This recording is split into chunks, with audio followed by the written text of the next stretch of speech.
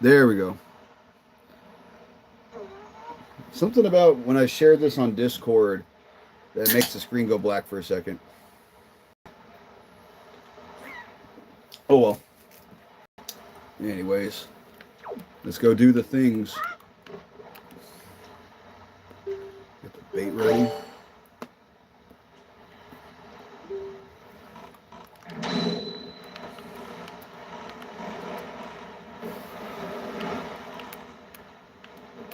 Let's start off. Let's get some rupees as they're right here. It's go time. Hey Mills, what's up? Definitely go time. Yeah, yeah, yeah, yeah.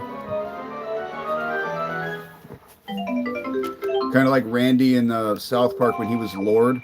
Yeah, yeah, I am Lord, yeah.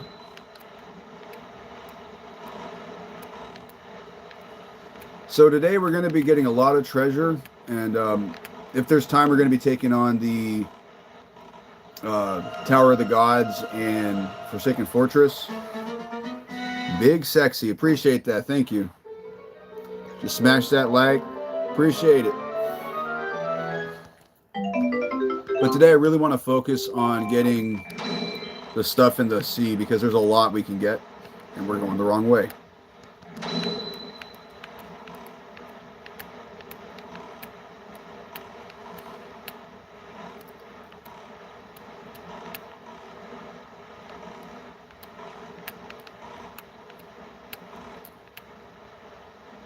Randy's your spirit animal. You know, what's funny about him is like, you know, rewatching the series, they like increased his involvement in the show more and more each season until about like season 8 or 9ish when he really just kind of became like the main focus for a while.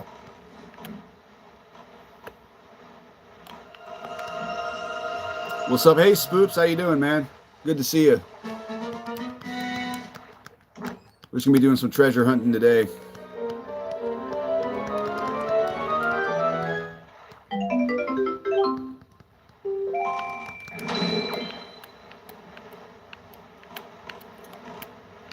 Actually, I think we're also going to cash in a couple of these treasure charts I have, because these will get us even more rupees. I think I have the one for this island. I think it's 35. Or maybe not.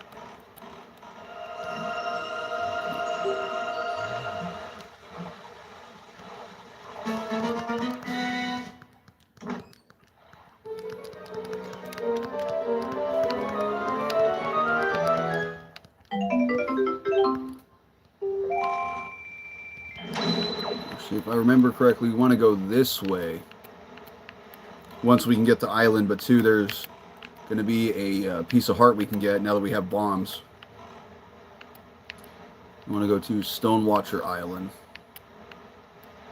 These reefs, we're going to be doing them quite a bit later.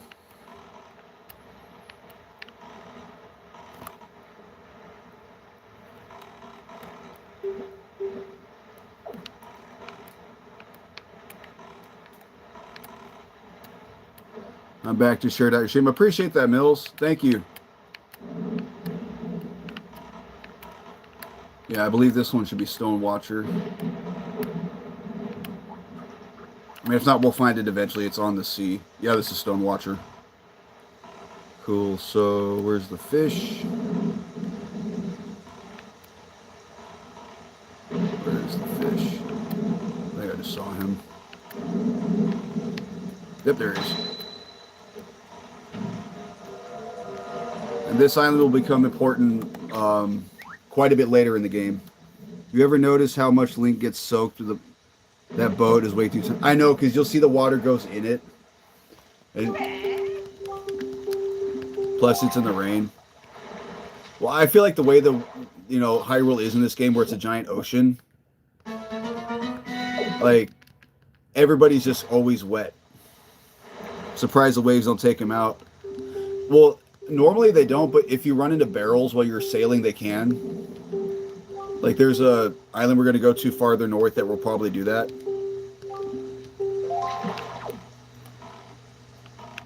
Anyway, so this is the platform I was talking about. So now that we have bombs, what we can do...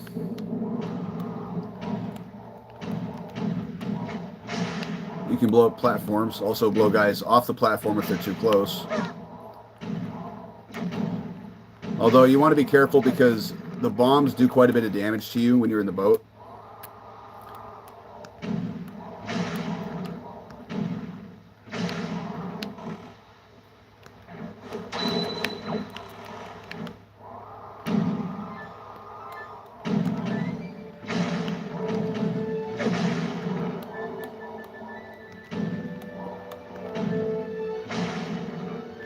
Yep, that's all of them. Maybe his tunic is water resistant. His tunic.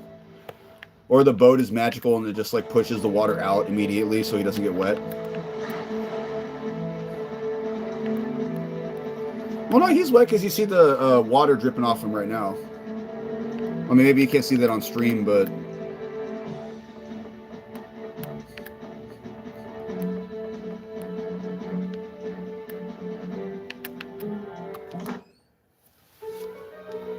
Oh, wow, we got 9 people viewing. Appreciate that, guys. Y'all are awesome.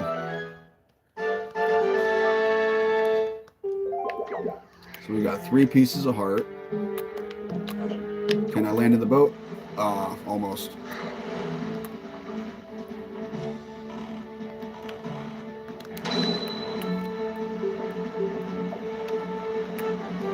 Get some more baits.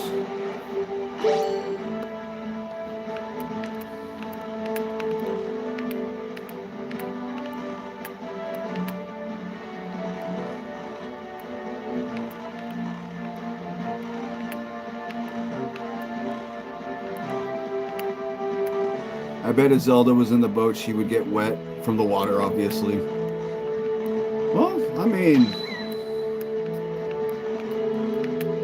Let's just say Zelda probably has a lot of experience sailing in this game. Oh, I'm going the wrong way. Actually, I'll go over here because I got to get this island anyways.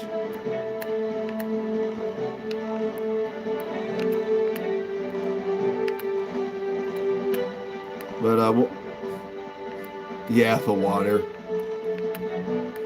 Either the water or the sweat because she, you know, is like in the sun all day.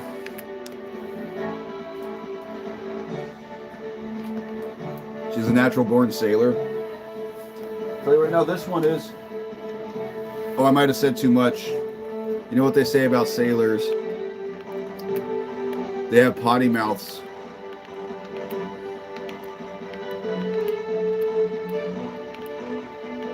You guys remember that SpongeBob episode?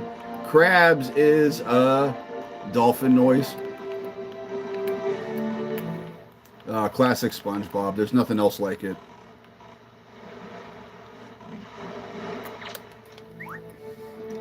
Love the sea, man. Men of the sea. They actually, in one of the South Parks, it's in season 5. I think it might be banned now because they show Mohammed. But it's called Super Best Friends, and well, they call him Seaman in the episode, but it's Aquaman. Krabs is the uncensored version is hilarious. Yeah, where they like dub over them saying like fuck face and like shitbag and stuff like that.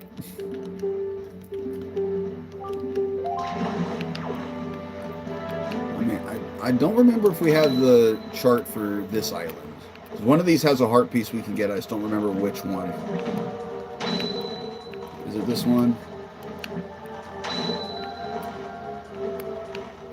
No, because we would see it by now.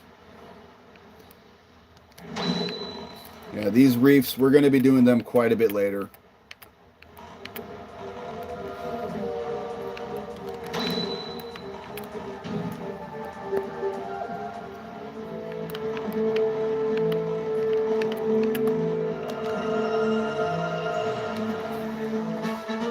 South Park is peak. Yeah, I say South Park through like season...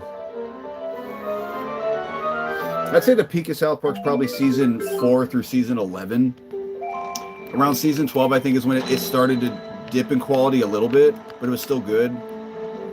And then like season 15's the last one. I remember liking pretty much most of the episodes.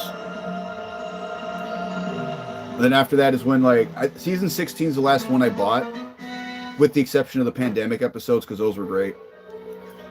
Because that was the one where it had like the zip lining episode. It had a couple others, like the one where Butters, like when you find out he's Hawaiian because his parents own a timeshare in Hawaii. Well, I was watching those. I'm like, I don't like these episodes. Like they had the Cash for Gold episode. I didn't care for that. I'm like, there are South Park episodes I don't like. I guess it had to happen at some point, right?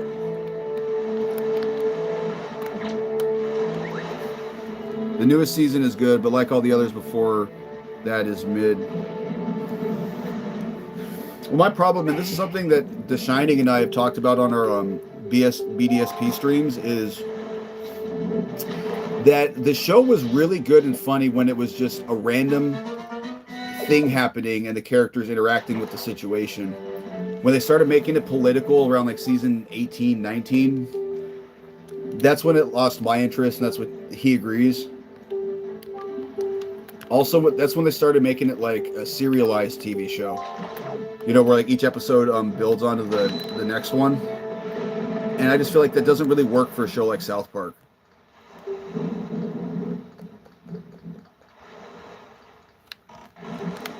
We have one of these charts. I just need to remember which one it is. Oh, it's this one. It's chart number 8. I believe this is $200. Simpsons fell off saying, oh yeah, Simpsons fell off a long time ago. Family Guy too.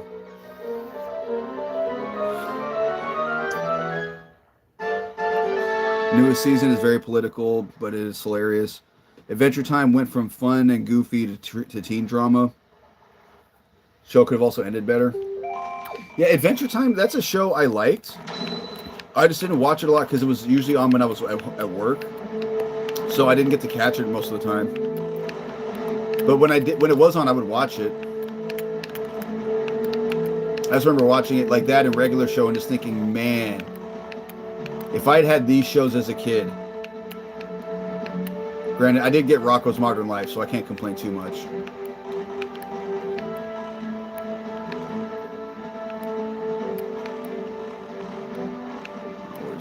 There he is. So I knew he was around here somewhere.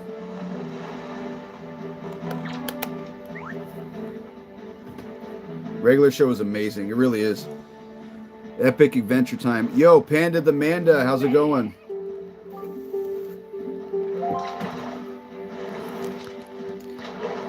Well, see, with me, like regular show, I feel like that's a show that, and I'm sorry, that island is shaped like a turd.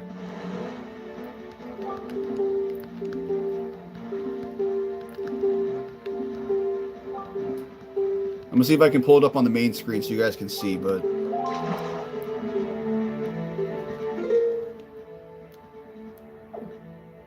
oh, I can't. Okay, but yeah, guys, it is straight up shaped like a turd. So these guys over here,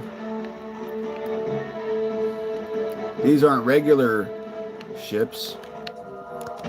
They have stuff in them we want.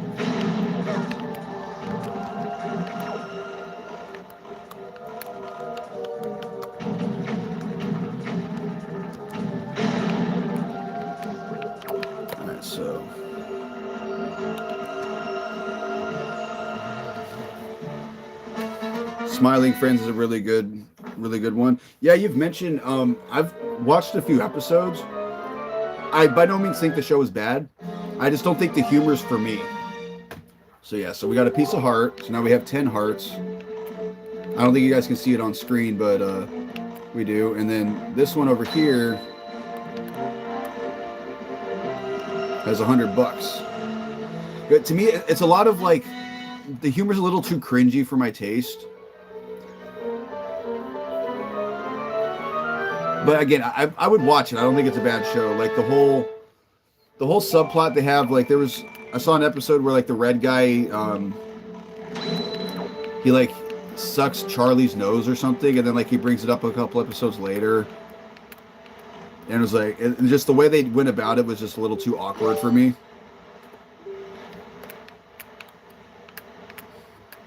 Why can't I throw you? Throw me. Oh, throw me a gift here. Okay.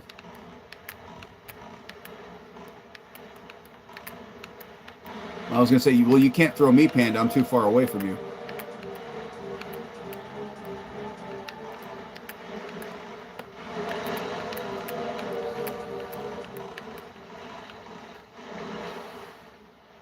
You're fishy.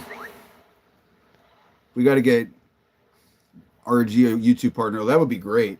I can't send a super. Oh, oh, that's what you meant. Yeah, yeah. Because I don't have those set up yet. I don't have enough subs.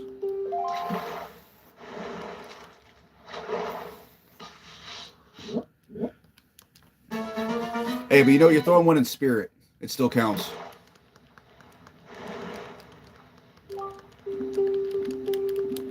So Tingle Island, we're going to be doing something here much later in the game that's going to cost us quite a few rupees.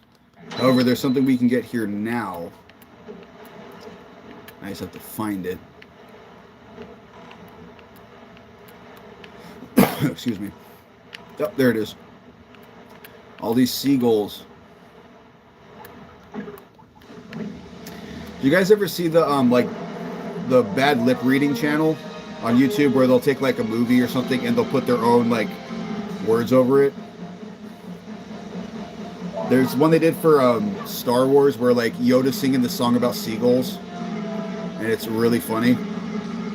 500 subs and 3K watch hours.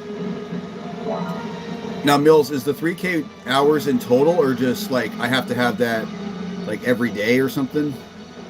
Because 3,000 hours in a week is a lot. Bad lip reading music ones, that's my jam. So you know what song I'm talking about? Seagulls. Stop it now.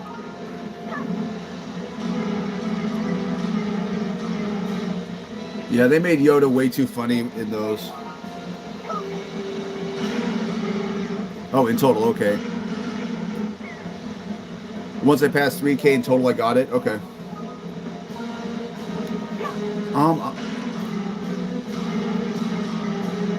I was checking my analytics on Studio the other day. I think I have close to 300, so I'm on the way.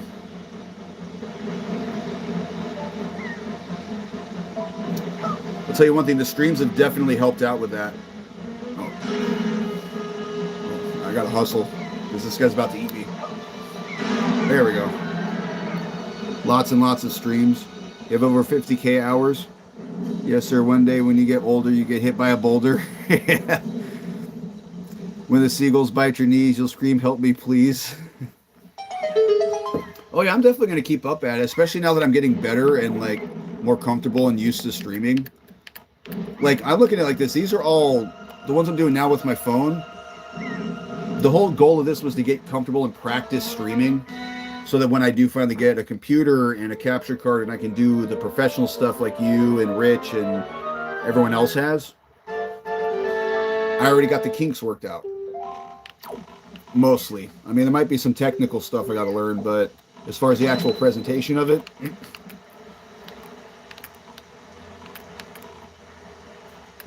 Yes, dude, you are a great streamer. I appreciate that.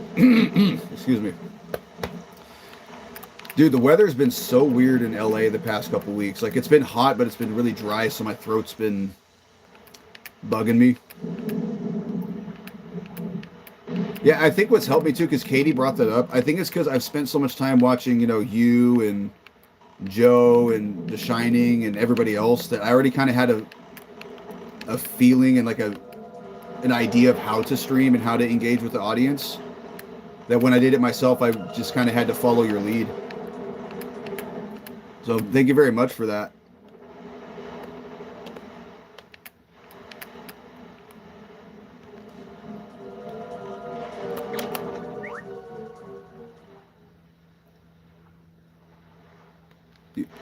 You got good commentary. I appreciate it.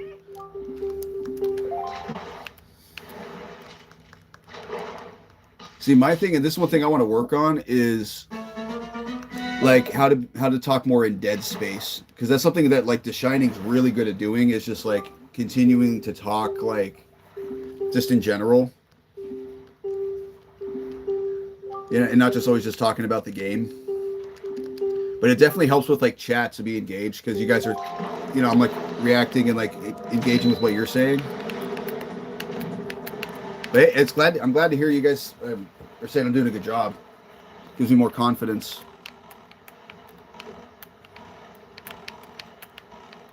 So we're gonna head over to this one, because there's a submarine over here, which actually is right in front of us, that has an item we want, and you guys can probably guess what it is. Actually, you know what you're doing in these games. Yeah, you're a great streamer. Thank you, Spoops. Well, because right now I've been playing games I have a lot of knowledge of. That's going to eventually I'm gonna start getting to games that like I'm playing the first time, or like one thing I want to do too. This is definitely going to be much farther down the road, but is like chat requests. For games I have, or like I have access to, I haven't tried yet, or games I may want to pick up and buy. Like one of them for sure, Mills, is going to be Banjo-Kazooie. Once I figure out how I can like stream and have you on like a call at the same time, kind of like how we've been doing with Zelda, because I know that's your favorite game. Have you like help me with that with like Kazooie and Tooie?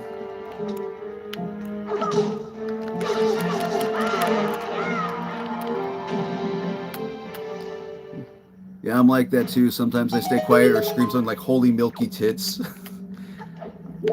Oh, is that where that came from? Is like filling the dead space? Banjo-Kazooie is going to be awesome when roles reverse. We'll see. And the thing too is, I played that game on my own a little over a year ago, and I don't know why, I just wasn't feeling it at the time. But I decided, you know what, I'm gonna step away from this for now and maybe try it again some other day, because I didn't want to force myself to play it and then have like a bad association with the game. But after watching you stream it, after watching Joe's streams, I realized all the really good parts of the game were after I'd already like stopped playing, because I got a little bit into Clanker's Cavern, and just something about that level made me want to put the controller down. And I know that that's not an uncommon thing, because I know that's one of the levels people don't really like. Tooie is a hard one for me to remember so much. Holy tits came from my love for amazing titties. It's the simple things. I remember I do remember raising the Clanker, the giant metal fish thing. Okay, where'd you go, buddy? I just saw you.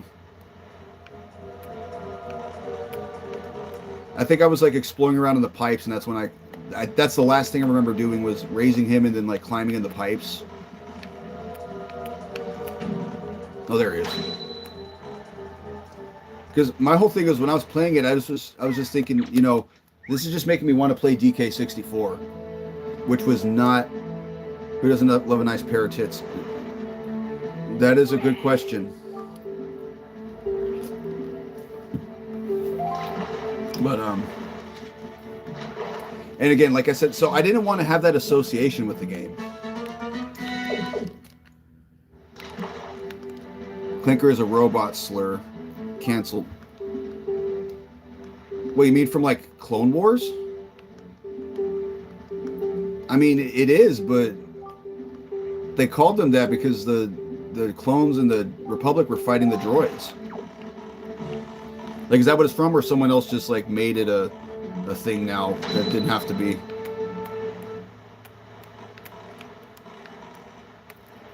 Clankers could never understand tits.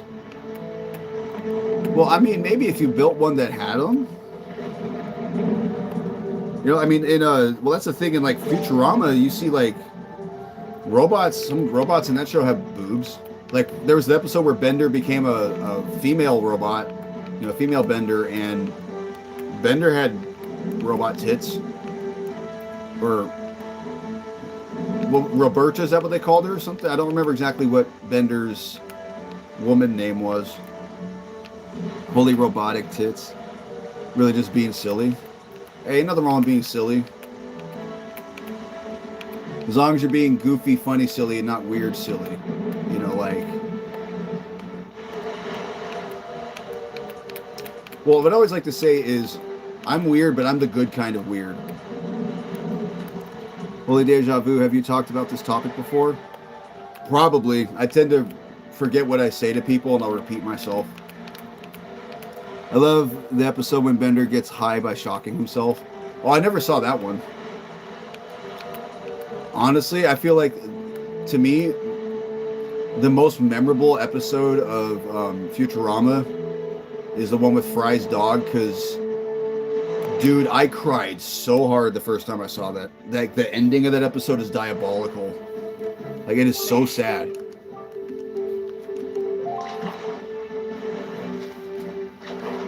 I remember the one, too, when, like, I think it's in the first season when Fry goes to live with Bender, and, like, they're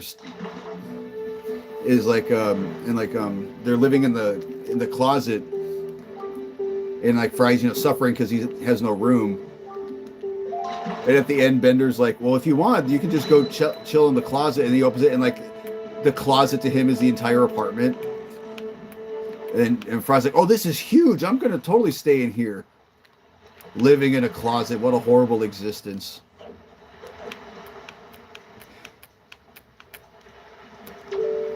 One of your favorite shows.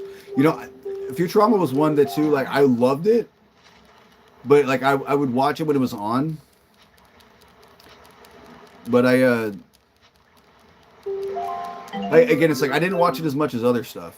Mainly because it just wasn't on a lot.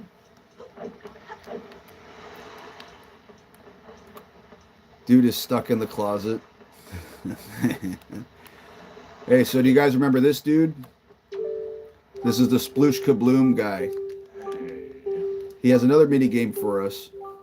He's stuck in the closet like R. Kelly and Tom Cruise were in that one episode. Now he has a second game. Now this one is nowhere near as annoying as the other one. So basically he's saying, you're going to have this cannon and you're going to shoot down the barrels.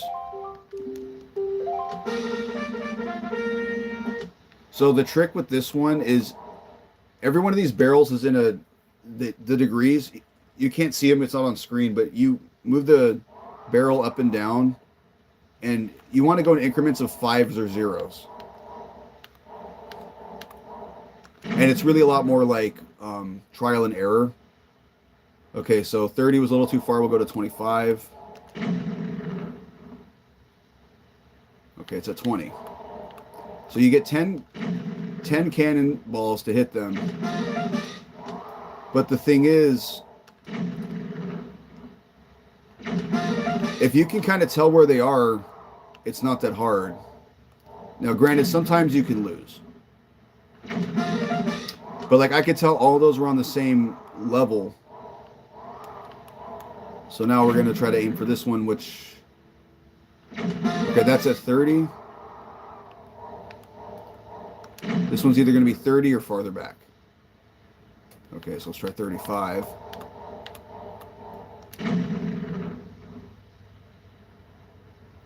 $40.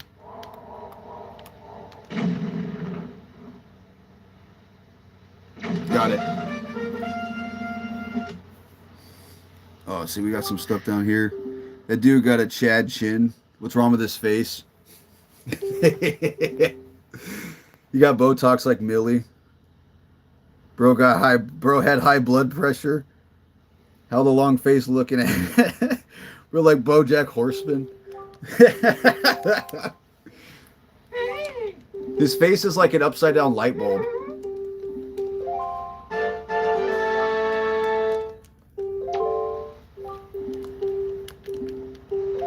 So you get a heart piece for beating it the first time, and then you get another treasure chart.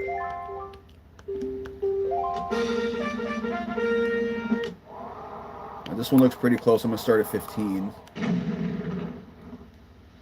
Okay, it's at 20.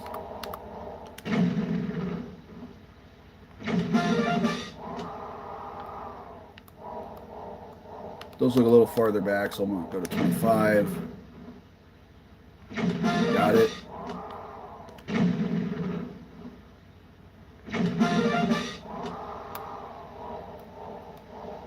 We're going to go to 30. Yeah, see, this one is a lot easier once you understand that trick. So it's really just trial and error till you figure out what the distance is. This one I think is at 40. Yep. Skull looked like a light bulb. Squilliam's looking ass. I'm just like the dude in SpongeBob, like Squidward's rival, the really snotty rich one. The one with the unibrow.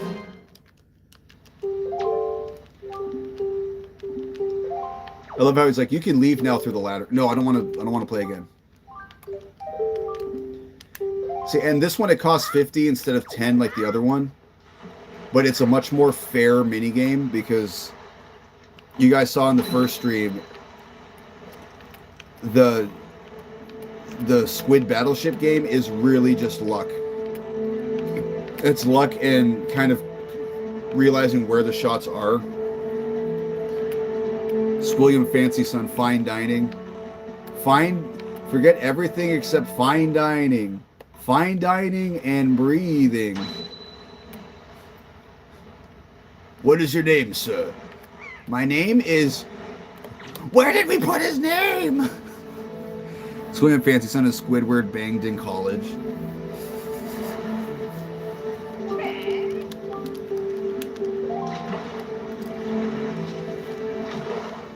Although I gotta say, Band Geeks is probably my favorite episode of SpongeBob.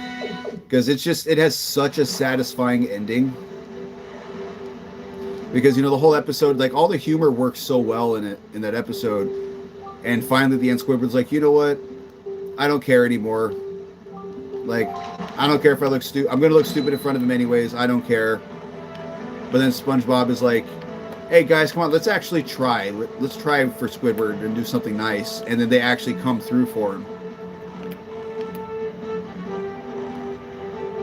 See, like, that's... I'm pretty sure there are no episodes like that anymore in SpongeBob.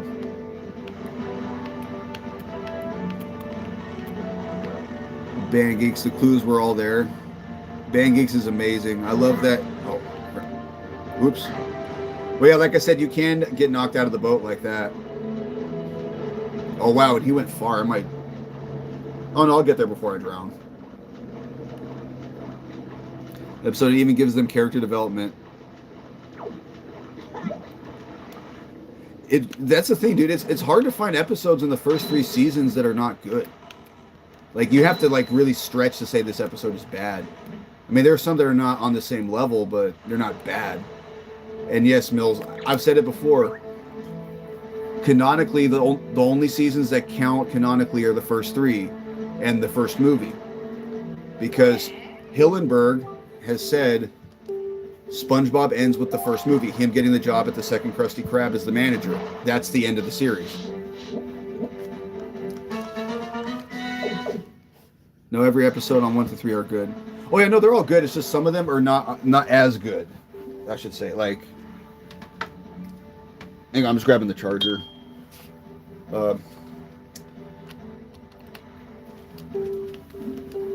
Like I said, I still enjoy watching all of them. But, you know, like, Band Geeks, we'll take Band Geeks, for example. We'll take Doodle Bob, for example, like classic, amazing episodes. And then you have episodes like the one with the paper that's really forgettable. It's still a good episode. It's still funny. It's just not as good. The chocolate episode, exactly. Yep, top 5 for me easily, too. Like, they made screaming a word a complete meme that everyone understands. Like, not a single person... Ever since that episode, you cannot eat chocolate without thinking of that dude screaming, chocolate! Krusty Krab pizza. And that was an episode, too. That one had some heart because at the end when the guy's like, I'm not gonna... Like, SpongeBob tried so hard to deliver that pizza. And he's like, you didn't even think about the customer because you forgot my soda. And then Squidward's just like, we're not playing like that. It just slams the pizza right in his face. Guess you're gonna miss the panty raid. And then it's Mr. Krabs' mom.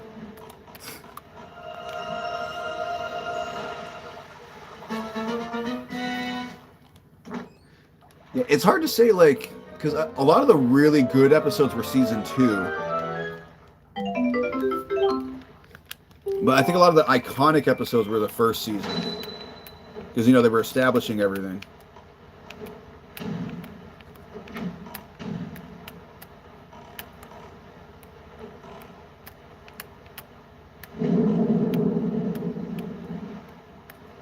Alright, so let's go to the fish.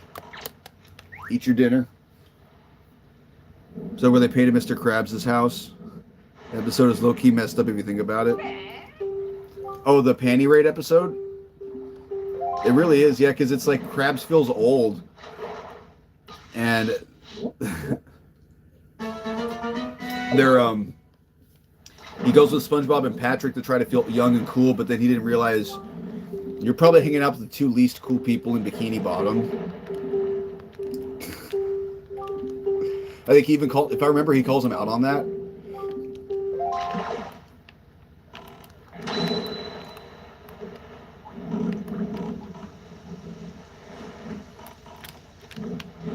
So we're going to come over here, because now that we have bombs, we can get another piece of heart. And I believe it's this rock up here is the one that gives you the thing. Yep. Oh, that's my good college buddy, Flats. He said he's going to kick someone's butt. Yeah. That's another classic one where he's like, go ahead and... He's gonna kick my butt! How many times do we have to teach you this lesson, old man?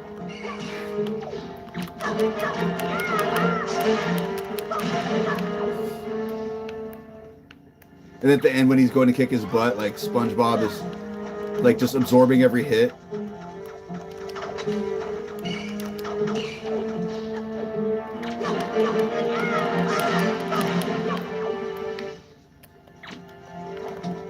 See, another episode I always really liked was the one where,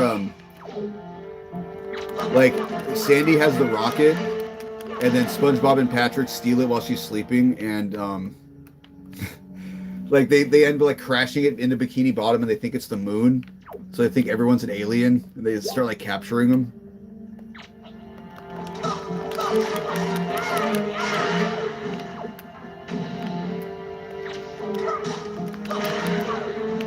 The Man Ray episode. Didn't you hear me? I said I'm ready. Patrick went to college. Sir, isn't this is your wallet? No, it's not my wallet. Okay, this is you. Yes. This is your ID. Yes. I found this ID in this wallet. Yes. So this would be your wallet. It's not my wallet. Ah, what was in that box? My wallets.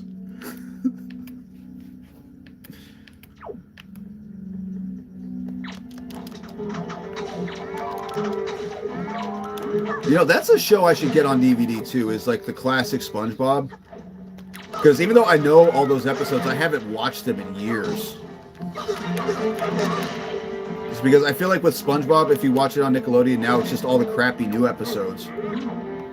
Or if not, there's so many like of the news of like the seasons past the good episodes that it's going to be hard to have them playing the good ones. The Hooks episode is about hard drugs. One where they ride the hooks. Used to have a crush on the Dirty Bubble. Well, he is very round.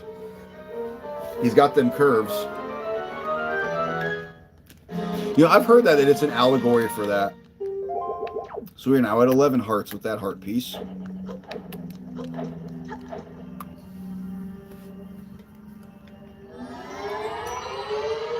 Yeah, I remember that episode. And like Krabs is trying to warn them.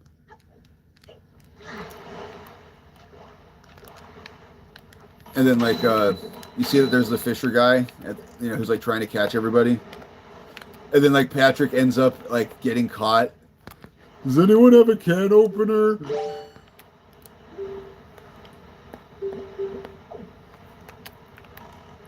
You ride the hooks and get hooked to have fun, but one day you can't make it back.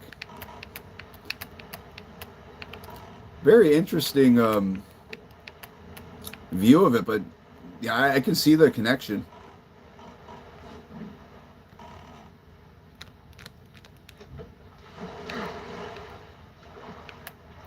Quick come down one day, don't make it back. I see. Yeah, that's deep.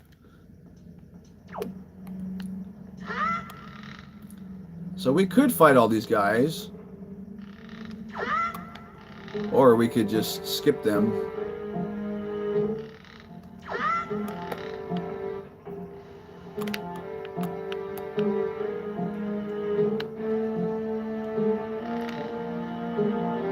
Once we line up our shots.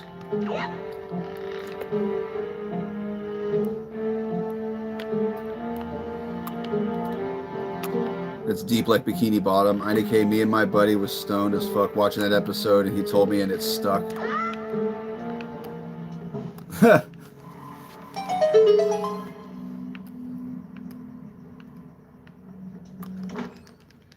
You're telling me Sandy Cheeks lives in Bikini Bottom? Sandy Cheeks and a whole family of crabs.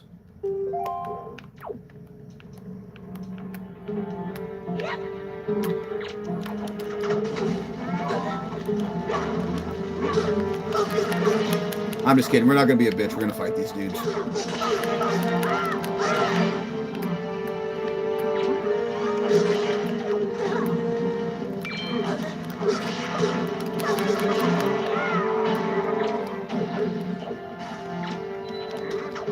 Give me that necklace. Robbed him of his chain.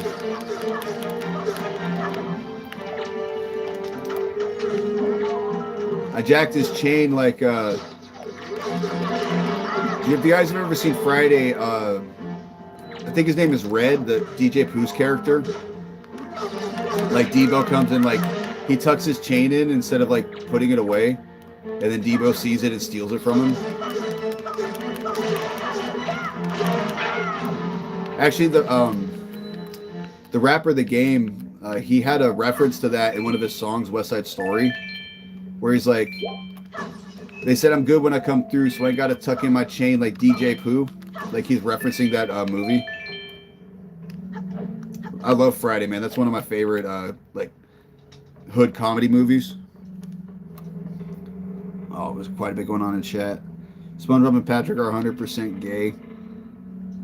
I don't know what you are saying. Nothing against. But a hook code, that's rough. Dude, Debo passed too. WK Wood, what's up? Good to see you. Yeah, the guy who played Debo. You see, he was like, he had such a good look to play just a bad guy. Like, he was just evil and like, well, not evil necessarily, but yeah, he was just a bad guy in pretty much every movie he played. He was also in The Dark Knight. The scene when like they're on the boats and like the Joker's like, I'm gonna blow, like they have a controller to blow the other one up. Like he's the prisoner that's like, give me the controller and I'm gonna do what you should have done, and he throws it out the window. That's my bike, Debo. Oh yeah. Yeah, when yeah, I forget whose bike it was, but yeah,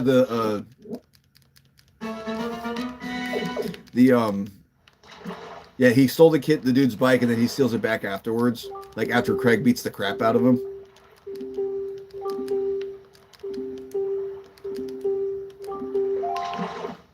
There was a point in my life where I was like, it was like near the end of high school where I was coming home, like smoking weed and then like watching that movie every day after school.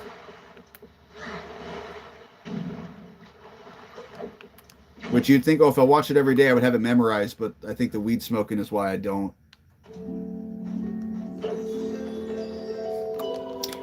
So,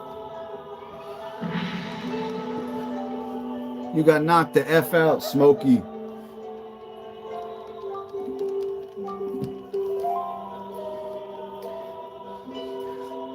Yeah, I was watching I also watched, I had like all three of them on DVD. I watched them all the time. I feel like, I mean, the other two are still good. They're not as good as the first one. So yeah, so now we can hold 5,000 rupees with the big wallet. My favorite was the first one, but I'd probably go, I like Friday After Next second, and then next Friday third. Mainly because Cat Williams is just so funny in that movie, and Terry Crews's character is just, he does what Terry Crews does. He just owns every scene he's in.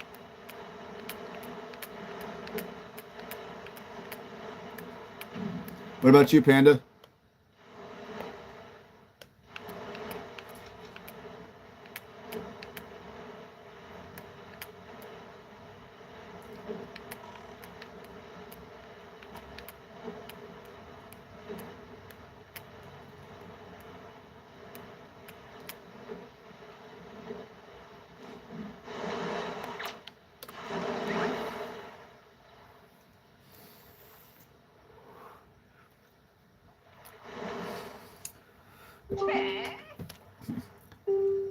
$15, little man, put that shit in my hand. If that money doesn't show, then you owe me.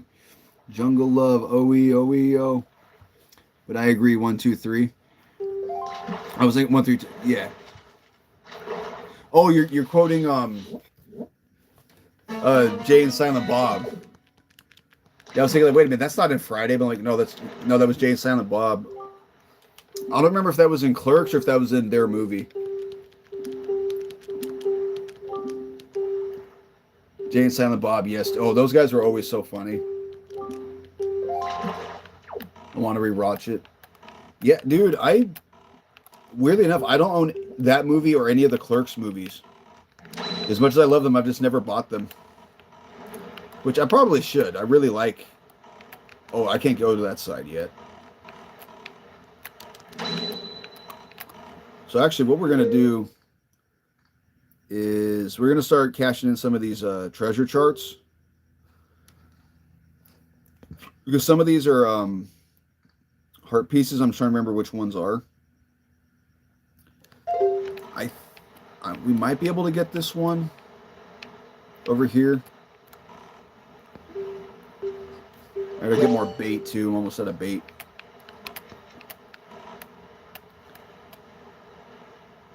Clerks is classic. Jay and Silent Bob is better. Well, I think it's just like those characters in general are just funnier than like Dante and Randall. Well, because the thing is, like, Dante, he's the straight man character, so he's not really funny. It's just like what's funny is the things happening to him.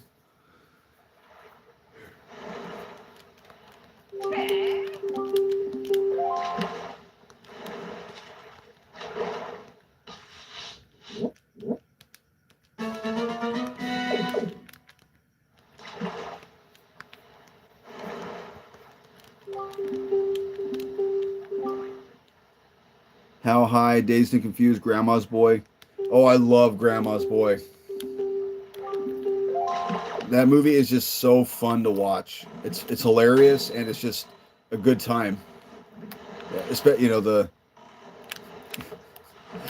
like the part when Nick Swardson, like they have the, you know, have that one guy who's always challenging them to video games, and then he's like little Dance Dance Revolution. We don't have Dance Dance Revolution. Like, when did we get this? Oh, high score. What does that mean? Did I break it?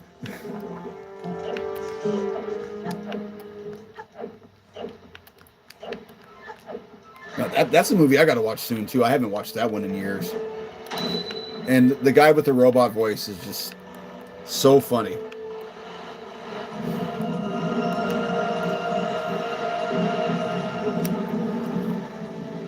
I know all of them yet. I've never actually seen How High. It's just never been on.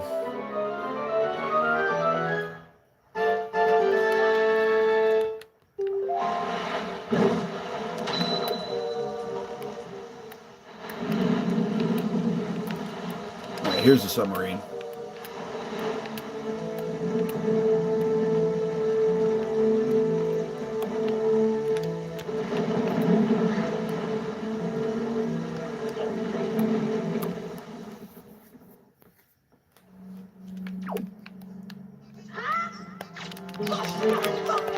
And it was never on. I never rented it or anything.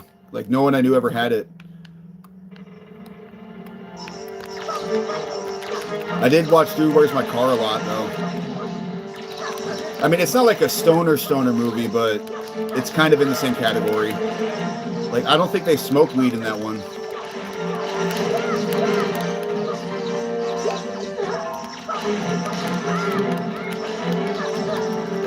You guys need to watch that movie. It's classic.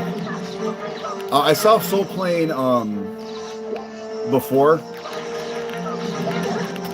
That's another one I rented from Blockbuster a couple times. I remember enjoying it. These guys are so annoying. So yeah, you just... Some of these guys, you just come in, you just take them out. You just got to keep swinging. I just hate the sounds they make.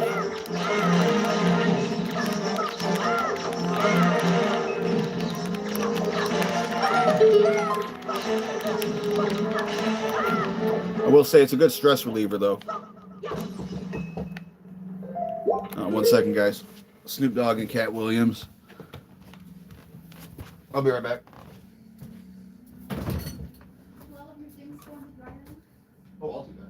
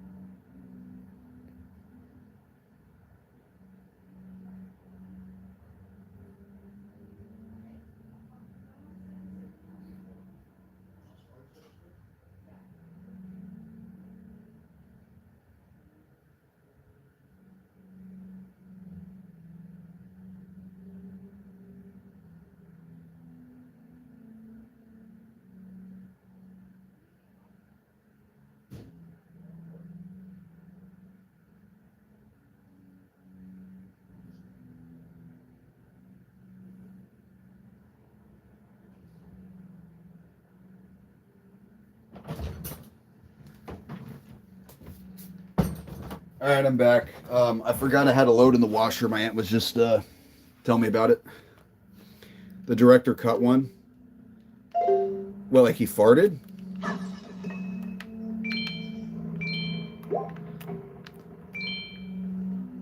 What I do remember Soul Plane, slightly.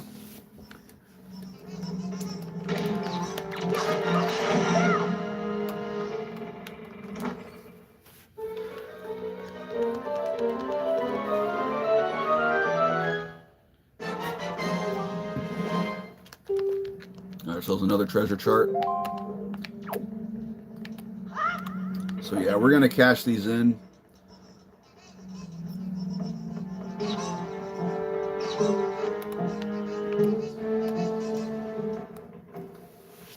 It's 6 o'clock right now. So 2 hours should be enough for me to... Oh, you know what? Before I do that, I'm going to need to get more bait. And we're also going to need to grind a lot more rupees because we're going to be buying some stuff from not Beetle at Rockspire Isle. And the stuff he has is expensive, but it's... You know, he has a bottle, a heart piece, and then a treasure chart that leads to a heart piece, so you definitely want those. So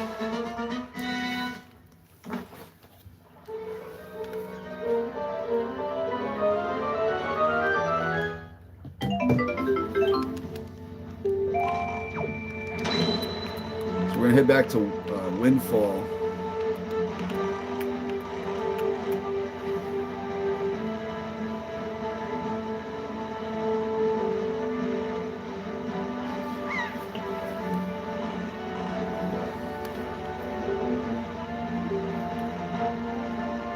Stoner pop quiz. How many stoner movies can you name? Okay, let's see. Pineapple Express, Grandma's Boy, Clerks 1, Clerks 2, Jay and Silent Bob, How High, we'll call that one. Friday, Friday After Next, Next Friday. What else? So I'm trying to remember all the names of the Cheech and Chong movies, because every single one of those is a stoner movie. There's Cheech and Chong Up in Smoke, Cheech and Chong.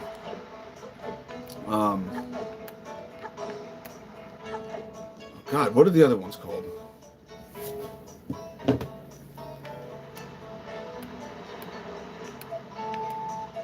God, what are the other Cheech and Chong movies called? Why can I not remember? Oh, yeah, because I was stoned when I watched them. Oh, you know what? I know what we're going to do. So there's not much else we can get at Windfall right now. Still Smoking. Yeah, Still Smoking. Yeah, that's one of them.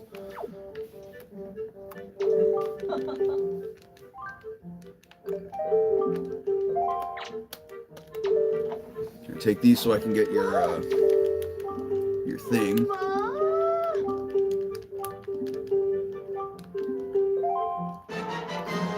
Okay, so this is a treasure chart that was added to the HD version, which replaced one of the Triforce charts. And in the original, this was the Hero's Charm, which is an item we don't get till much later in the game.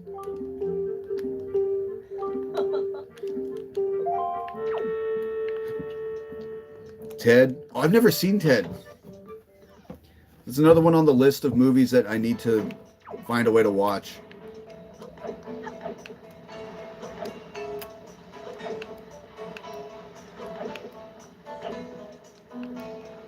I'm trying to think, what other stoner movies have I seen that I know of?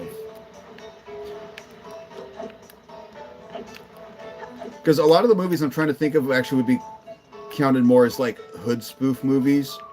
You know, like Don't Be a Menace. Actually, what we're going to do is we can talk to this guy, and he's going to give us a treasure chart if we do his little game.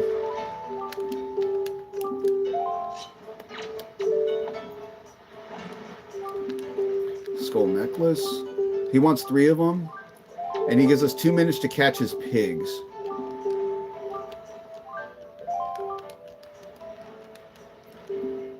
What's your thought on the Zelda movie? I'm cautiously optimistic. It's Zelda, so I'm definitely going to give it a chance. But the idea of... No! Go away, girl. I don't want to talk to you. That being said, the idea of Link actually speaking bothers me. I mean, I know it worked in the cartoon, sort of, but mainly because they made Link just a joke in the cartoon. 139. Yeah, if you guys remember from my first Wind Waker stream, I had trouble catching the pigs. Although these guys are cooperating.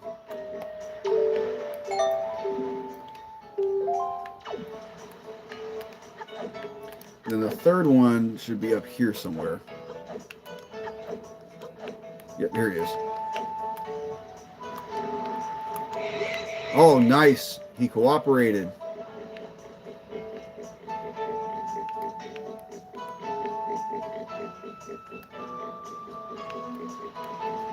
Yeah, I mean, so this is a treasure chart that,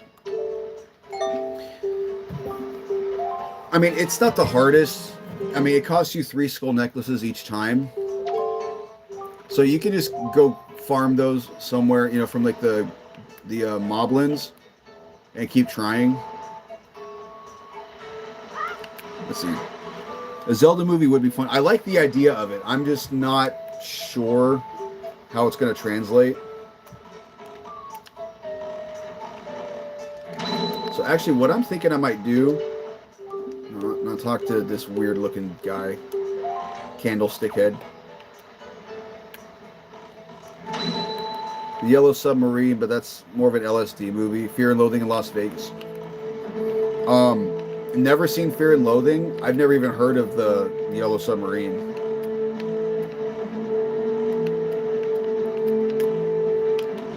Dude, the whole reason I went over there was to buy bait. Oops.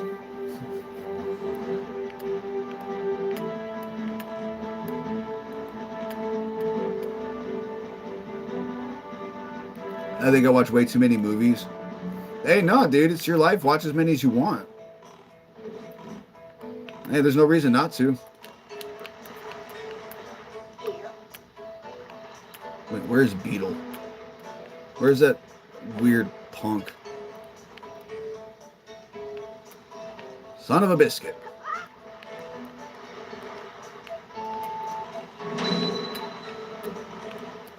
Okay, so what we're going to do is I'm thinking I want to knock out the next 2 dungeons just so this way we can explore fully, because there's some more things we can get now, but it's like all the exploration would be split into 2 separate parts, and I just think in terms of the playthrough, it makes more sense to like explore everything at once. I mean, we're at 11 hearts. We're not going to need that many for the Tower of the Gods. Yes, sir, dude. Uncut Gems is a good one. I've heard of that one.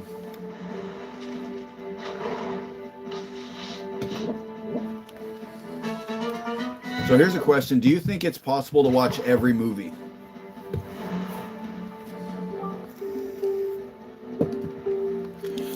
So the main reason I want to kind of jump ahead to the dungeons is because after doing the dungeons, we're going to get a song that's going to allow us to warp, which will make going around the islands much faster.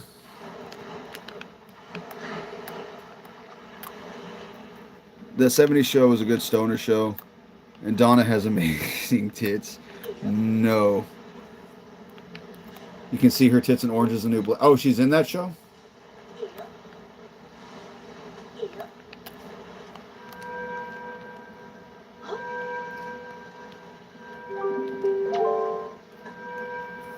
You know what sitcom I really liked was Big Bang Theory. Like, that show was just always funny. It's a show that's just fun to sit there and watch. Now, I will say that's a show that I know people who don't like it, and their reason is always the same, and it's that they didn't like Sheldon, which I totally understand, because this is what I say about Big Bang. If you don't like Sheldon, you're not going to like that show. Like, he's what drives the whole show.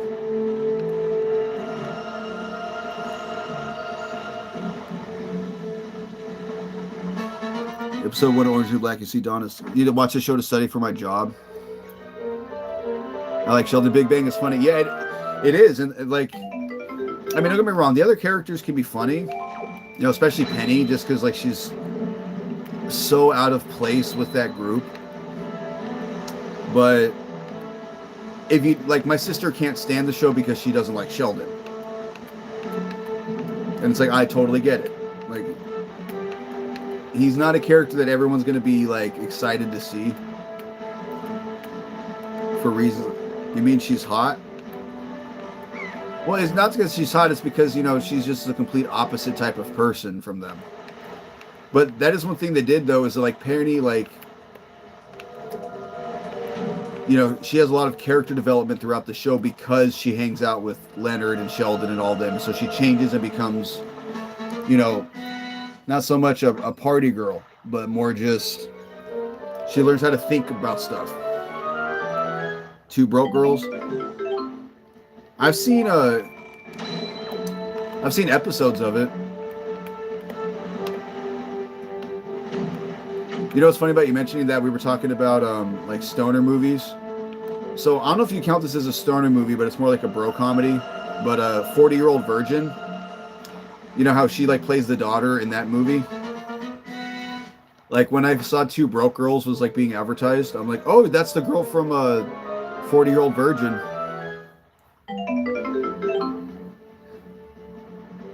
I love watching that show on mute. Like whenever I watch anything with Sydney Sweeney. With Kat Dennings. Yeah, Kat Dennings. Yeah, I mean, I don't know if that was the first thing, if 40-Year-Old Virgin was the first thing she did, but that was the first thing I saw her in.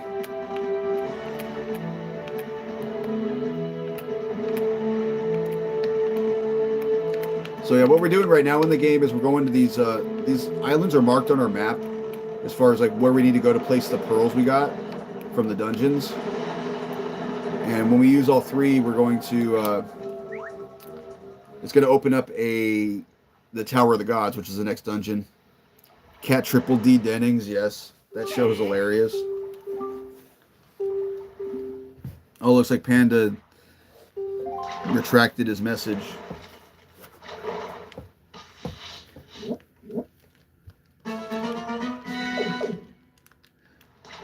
Yeah, I mean that's one I haven't watched a lot because it's one that was on a lot when I was working.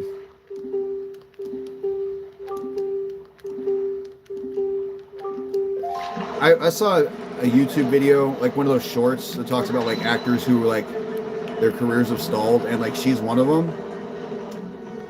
And it's like the person was like, it's because she's too fat to play characters. Like, what are you guys talking about, dude? She is not fat. Okay?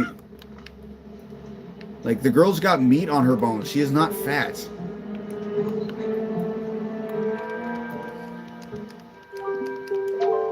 Right? You know, how is like Hollywood going to call her fat and they say Lizzo is in amazing shape? Like, I'm sorry, like what kind of standard is that? That's some bullshit.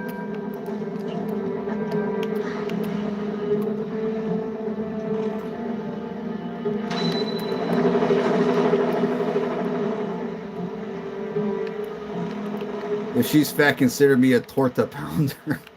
Oh yeah, exactly, man. If she's fat, then we're all fat. Like,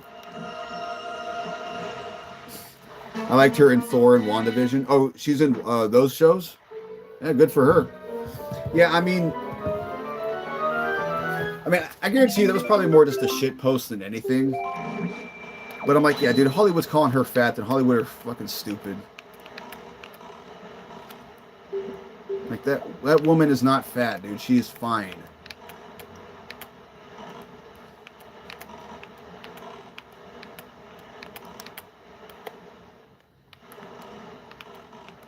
Yeah, exactly. But yeah, you're exactly right, Mel. So if she's fat, then... Well, hey, if she's fat, then it doesn't matter if you get called fat anymore because we're all fat.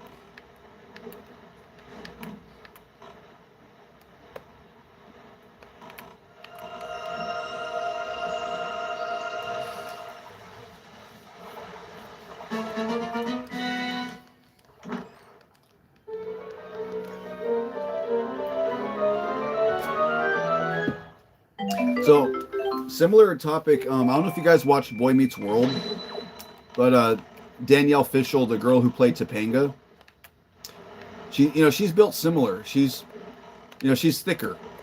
She's got meat on her bones. Like, she's thick. They have a whole episode where like Topanga is like self-conscious about being fat, so she pretends she's pregnant.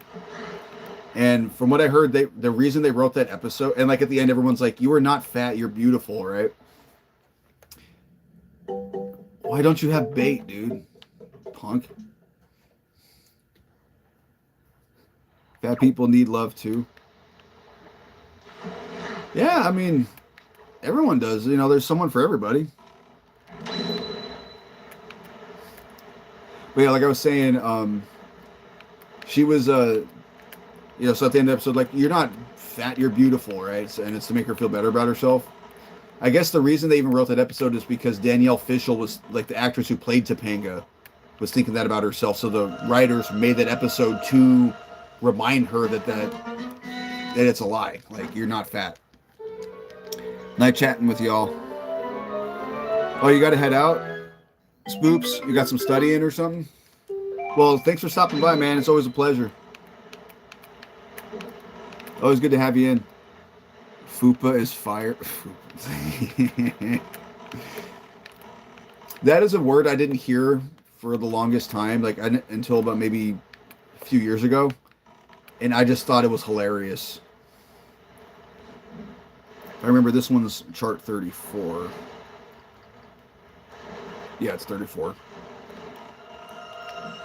It's just such a funny sounding. Oh, you got the gym. Gotcha. See you next stream. Appreciate you, Spoops. So the next stream I'll be doing, well, I'll be doing speedrun Sundays. But I'll be streaming Saturday with my friend The Shining Gamer. We're playing BDSP, you know, Brilliant Diamond Shining Pearl. So I'll make a post and I'll put a link to his channel on that because we're streaming on his channel. But yeah, you're more than welcome to check that out. And then, you know, Sunday, of course, you know, you're always welcome over here. But you have a good night, man. Thank you for stopping by. Yeah, you got the gym? Yeah, you're going to go. Yeah. Go get that Adonis bod, my man. Go hit a new PR. I'm off Saturday and Sunday. I'll check it out. Yeah, for sure.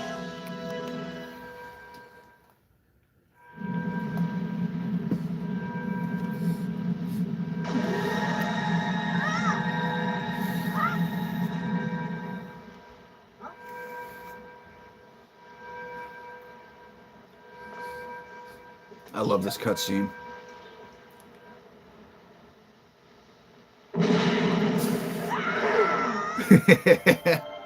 They just straight yeeted his ass across the ocean. And they don't even care. I will say yeet. That's a Gen Alpha slang word I like.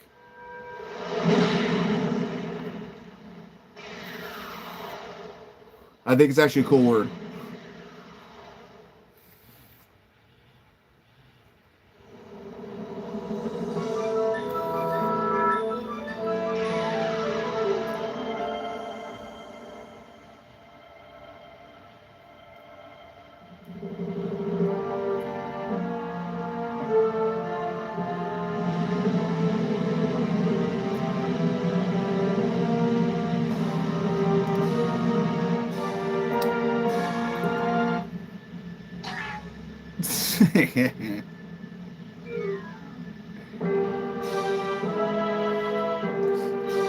Eat is noise too, yeah.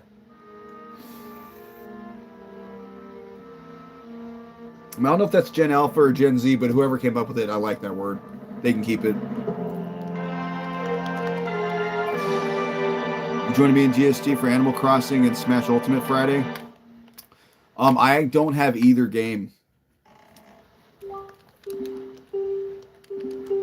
Because I never had Animal Crossing. I've never played it. But Smash, I had Smash for a while, but I gave it to my sister to play for a little bit, and you know, she's in Idaho, and I told her, you know, just get it back to me when you can. I mean, at this point, I think I might just buy another copy and let her keep it. I love that scene in Lion King when they yeeted Simba off the cliff. Oh yeah, and the director's cut. All right, so we want to come over here first, if I remember. I mean, we got to do everything in the bottom. So this is an awesome dungeon.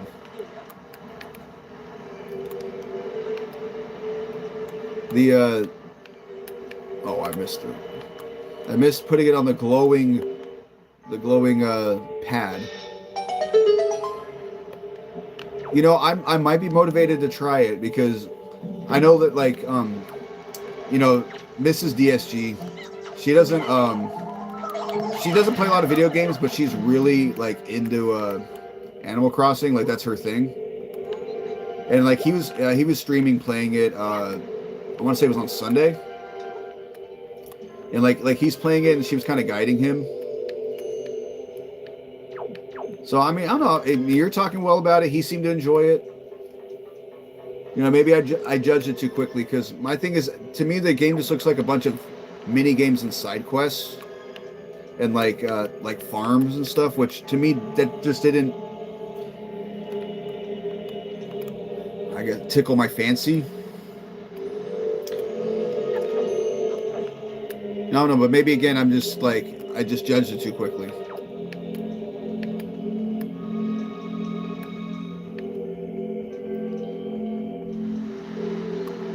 It's tedious, but you will get hooked. Well, and here's the thing: is like I've played app games that I think are similar to what you do in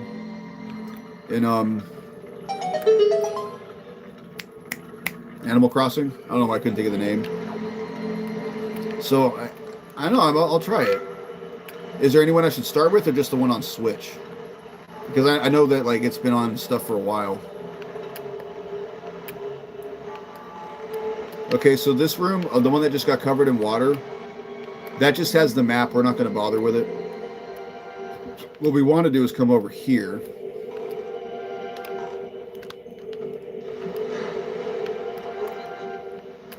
You cross some animals just on just the Switch version. Okay.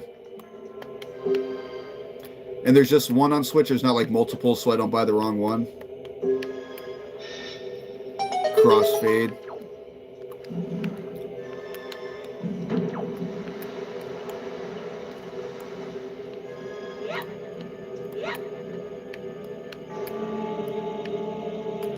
So what we need to do is we need to wait for the water to recede because we got to make these boxes into a pathway.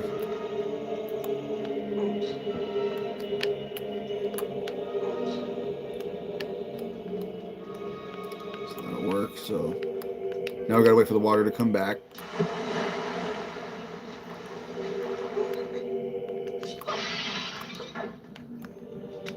All right, I think we're on a timer, so let's hustle. And like Ocarina taught us, use a stick to light torches.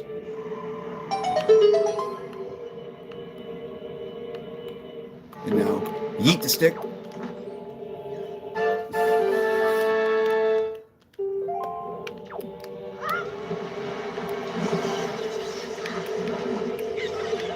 And we're going to ignore these guys because they're annoying. But now we got a key.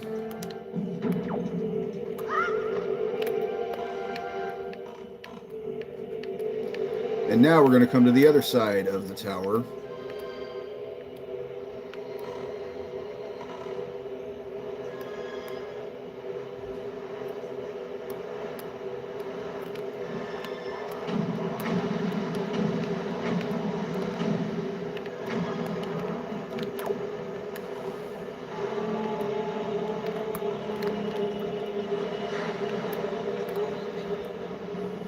Twilight Ivory, good to see you. Glad you could stop by.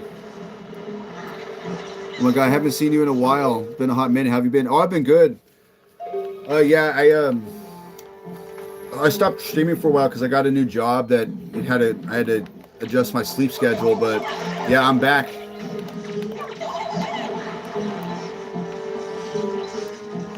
It was good to see you. Yeah, so we're gonna have a pretty consistent streaming schedule now. Tuesdays, Thursdays, and Sundays on my channel, and then Saturdays. Granted, I might be taking a break from Pokemon on Saturdays, mainly because we're almost done with Brilliant Diamond and Shining Pearl, but so myself, the Shining Gamer, and our friend Smash Hero, we're gonna do a triple playthrough of Sword and Shield. So, which that's cool on its own. I see. Do you enjoy it at least? Oh, my new job? Yeah, it's great. I get paid more money. I have way better hours. You know, way better days. I get weekends off now. Much better environment. I'm no longer in a toxic environment like I was at my old job.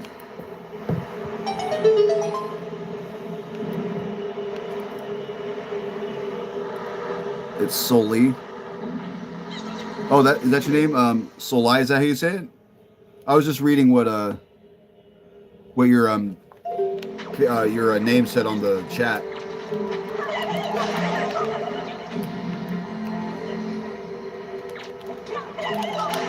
Might as well take these guys out because they're in the way.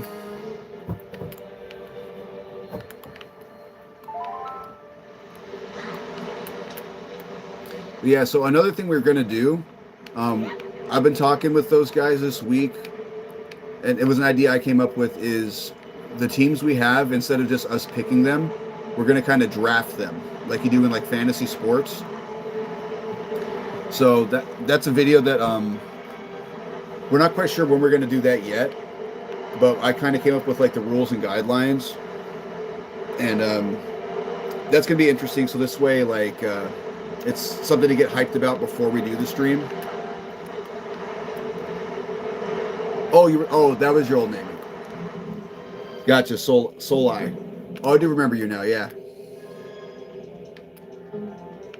Well, I'm glad you found the channel again.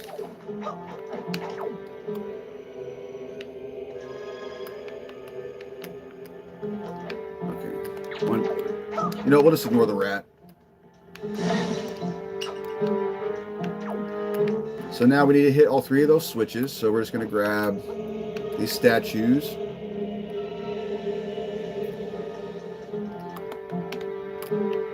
Wow, I cannot place these things on the switches today.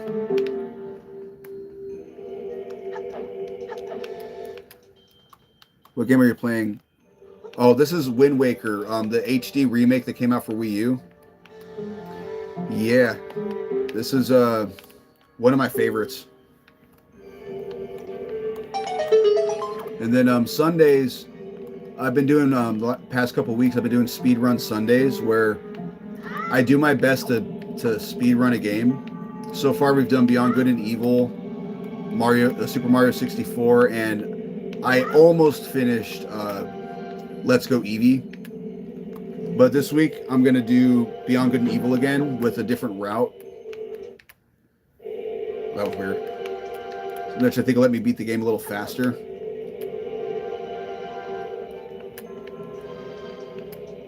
Oh, your Wii doesn't work anymore? I'm sorry to hear that.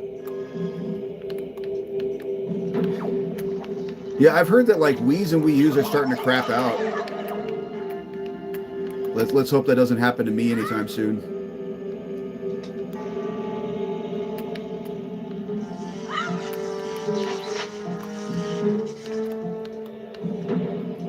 So now what we need to do is we're going to get these three little statues, and we're going to bring them to the main room because they're going to let us go to the top of the tower.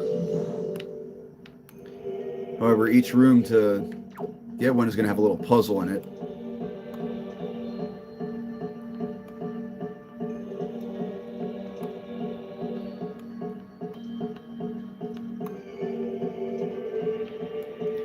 Although mine's old.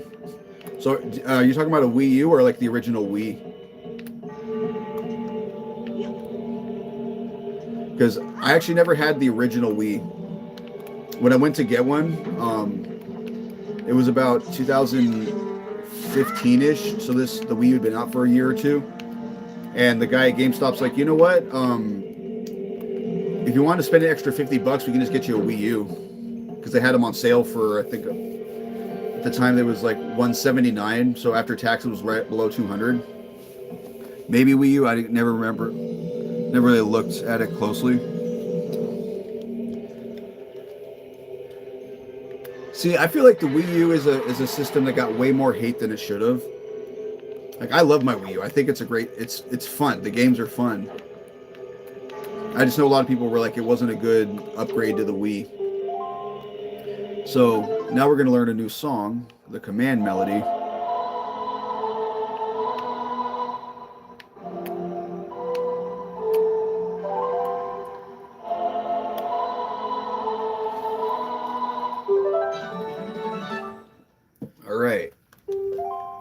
So what this will let us do is it'll allow us to control certain things, like, you know, statues. Sometimes we can control like enemies or just like other characters. So now we're going to go into the room that just opened, which is over here. So yeah, see these three podiums? We're going to be getting three little statues on them.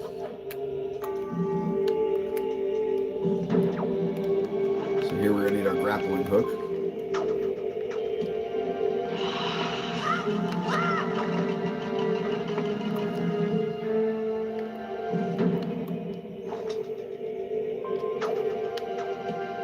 Swing across.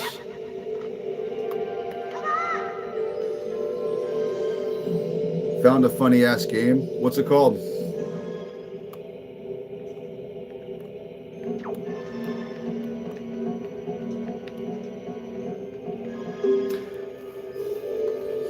So this one can be a kind of a tricky puzzle, but because the thing is you need to stand on this switch in order for the bridge, because you can't swing over with the statue, but you play the song we just learned.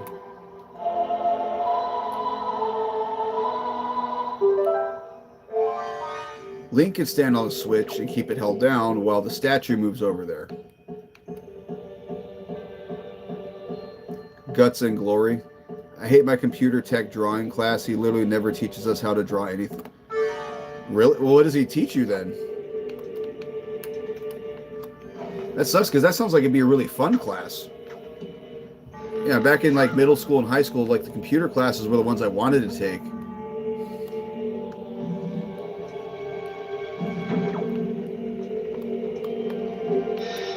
So we're going to put him here for now so we can open this door, because there's somebody in here that wants to meet us. Well, more specifically, he wants to try to kill us, and we want to get the thing he has. So we're going to go take care of that. Is it so, Mills? Is that like an app game, or it's like a on the PlayStation Store? I think Big Red is streaming on my channel in 20 minutes.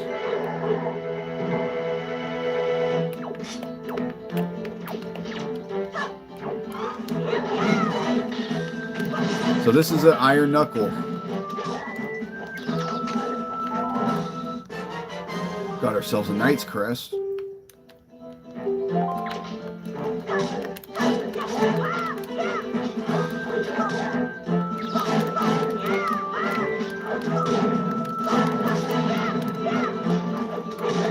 Oh, he got me. It's alright. He's not going to take us down.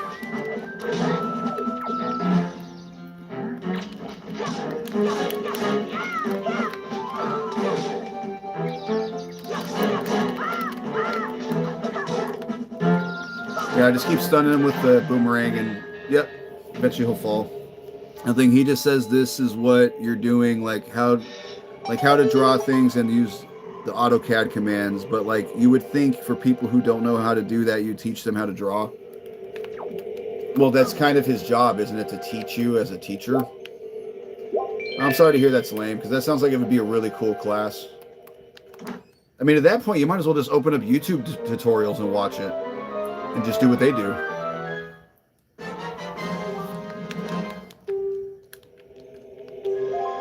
Yeah, my senior year, I took a really cool class called animation modeling, where like we used this program called Rhino, where we would make like 3D models and stuff. It was really fun.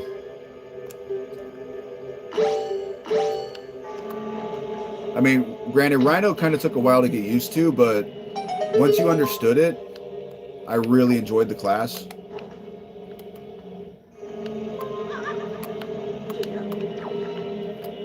You know, like, actually, 3D modeling was something, like, I was thinking maybe I could get into, like, you know, like, designing, like, this kind of stuff in the game, like, the models for, like, Link and all these, you know, like, just everything in this game. The problem is that, you kind of have to be good at drawing to be good at those on a professional level. And I just don't have, I like to say it like this, I have a lot of talents, a lot of skills. Artistic ability is not one of them.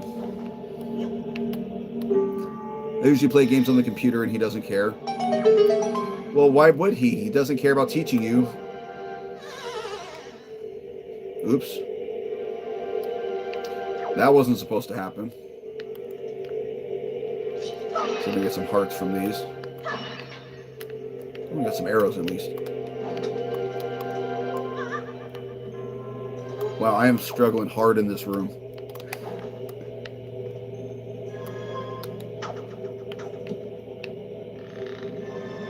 Oh well, at least, like, you know, You at least have one class a day where you can just sit there and play computer games.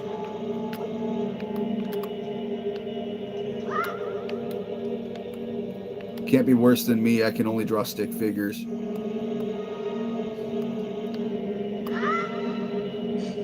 Yeah, stick figures and with a little bit of detail is kind of the farthest I can get.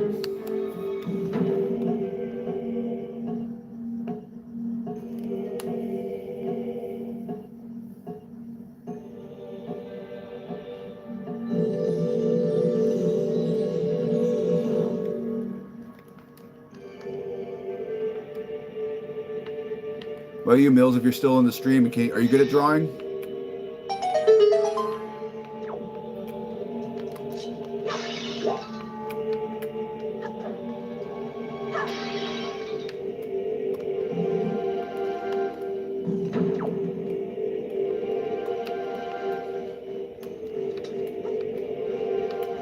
All right, so this room.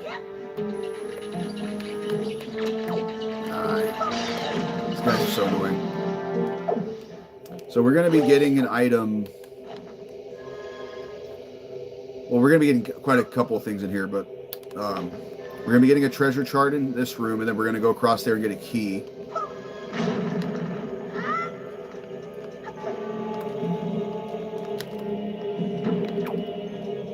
So come to this little wind symbol on the ground. We'll play the Wind's Requiem.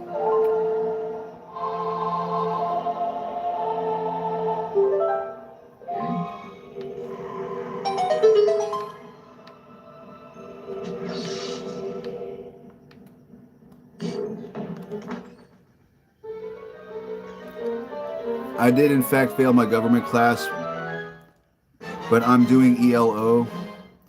I'm handwriting 36 pages of story. I turned it into a study guide today. Oh, there you go.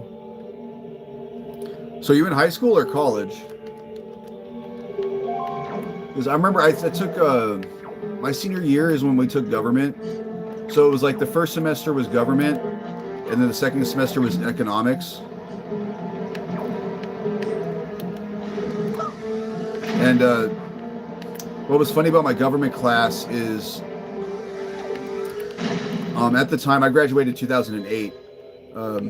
There was a show called Kid Nation that was airing on TV at the time, which, if you've ever read the book Lord of the Flies, it was essentially that. It was a bunch of kids were like left in a ghost town, like in the middle of like the desert, and they were supposed to kind of govern themselves. And my teacher was just so appalled by it that he made us watch it. Like, you know, he would like record the episodes and we'd watch them in class, and he would point out every single thing that's wrong with it. High school, this is my last semester. Oh, I got you, man. Hey, you're almost there.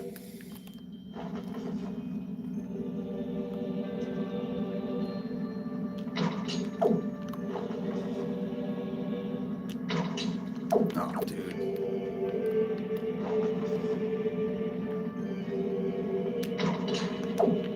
Okay, so we're supposed to use all these platforms to go across, but we don't need to do that because we have the Deku Leaf. So we can just cheese it. Although landing on the top of it's kind of hard, but I was going to let you live. Anyways, we get ourselves a key.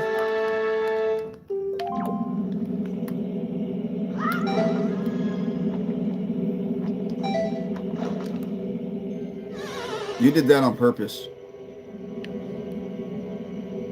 Well, still got us over here. We just lost a little bit of health. No big deal. I might go culinary. Hey, that's a good profession to get into, man. Like cooking. Like, I would love to learn how to cook like super professionally. My main thing is I don't like cooking in a kitchen with other people, so I definitely could not be a chef. Like, what do you like to cook though? Like, you're more into baking, or do you cook like fish or like meat? or it's anything. I think people make a lot of dough in that profession. Oh, double entendre. They do make a lot of dough in that profession.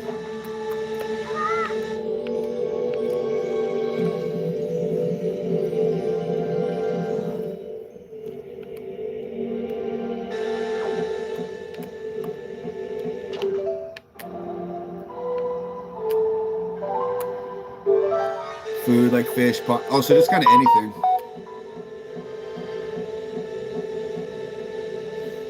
Yeah, I like grilling, like barbecuing but I mean, I'll make anything. Haven't really tried baking yet, but I'm sure I could do it if I were to try.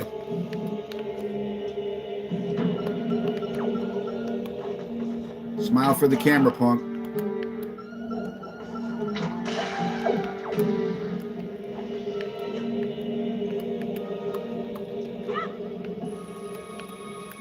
Yeah, so I didn't really explain these. So these kind of work like scales. And the goal is to weigh them down so that you can jump across. So Link and the statue weigh the same. So we're going to want 3 of these on one of them so it can hold it down while we jump across. Because otherwise, if it's even, we're not going to have enough height to get all the way across.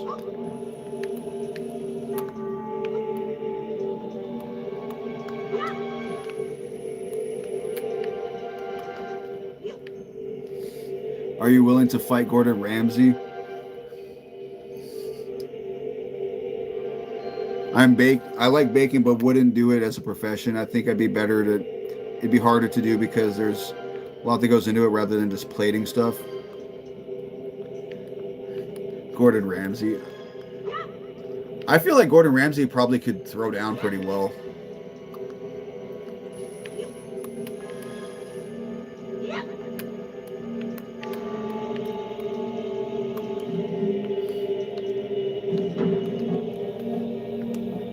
I don't know, I feel like though, like a lot of that, like we see on his shows, has to be hammed up for the camera.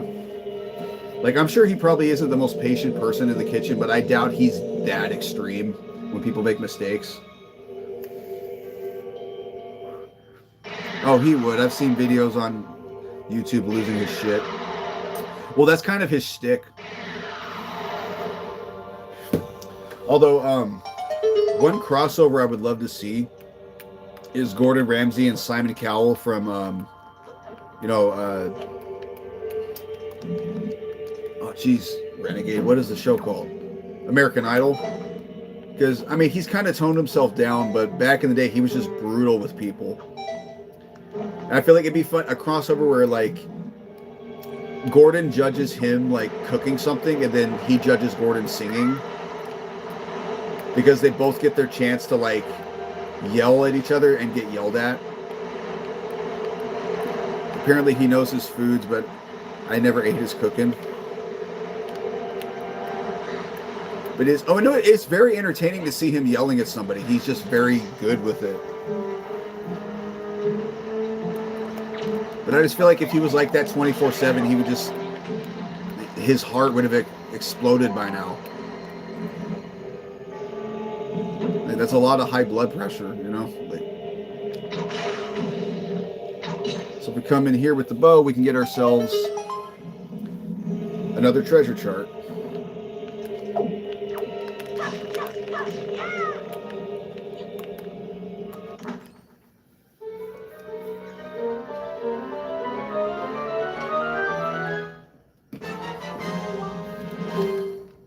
Hope your day is going well. But hey, DSG, what's up, bro?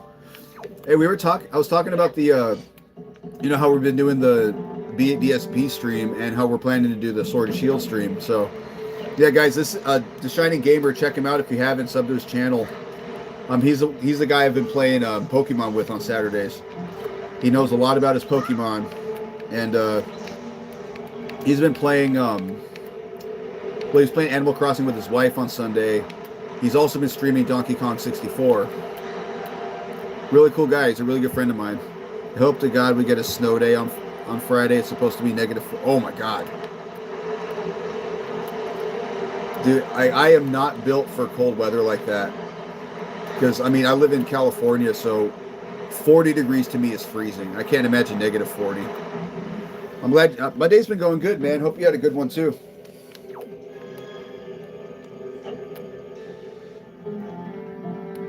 Thank you, my man. Screw this cold. Oh, did you get the cold that's going around? I had that a few weeks ago. Like I got it like right after like Christmas. And yeah, I think my family has it now, or my dad does at least. And yeah, man, it was annoying. Because it was like I felt just sick enough to like be miserable, but not sick enough to where it was a problem. If that makes any sense. Like I couldn't take off work or anything.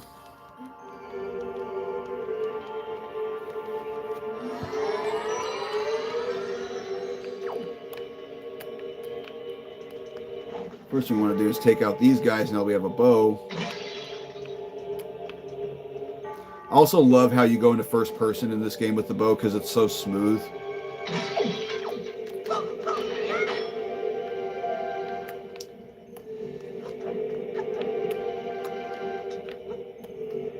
Alright, so now we're near the top of the tower. They don't cancel if it's below 0. Like it's negative 15, they don't cancel. But if it's negative 40, they do. Like it's not cold enough for you. Right? Like it's already negative 15 degrees. That's not bad enough. Like I've never been in weather that cold. Like do you feel a difference between negative 15 and negative 50? Or is it just like extremely cold no matter, like regardless? Yeah, because I argue it's like the same when it's hot, where the difference between 100 and like 106, like you don't really feel the difference. It's just extremely hot. Oh, that's right. I got to fight these guys.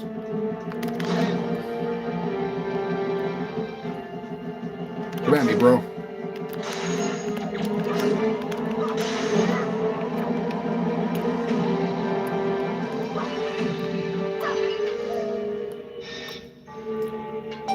Okay, bye. I'm gonna shower. Oh, for sure.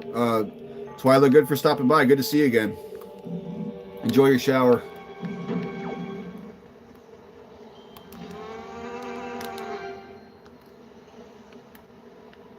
I hope school goes well for you the rest of the week.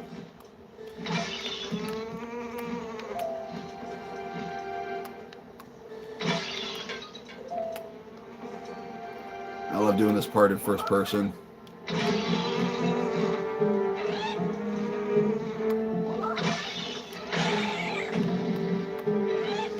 What made you think that would be a good idea, Bird?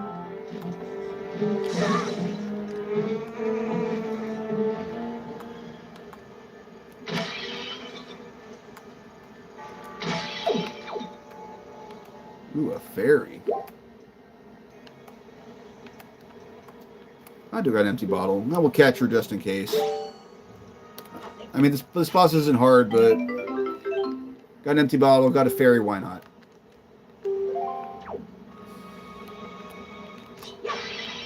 Oh, there's another fairy.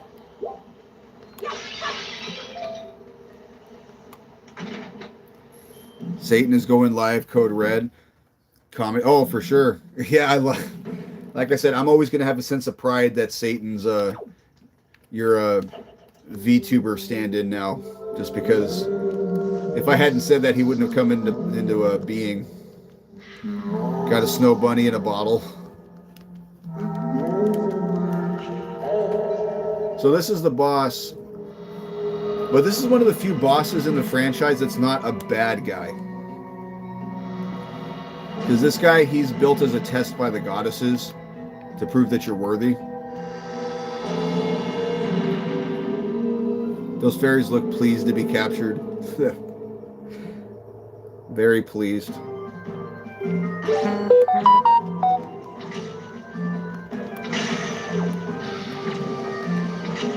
So if you guys couldn't tell, you shoot the eyeballs on his hands. Then you shoot his eyeballs.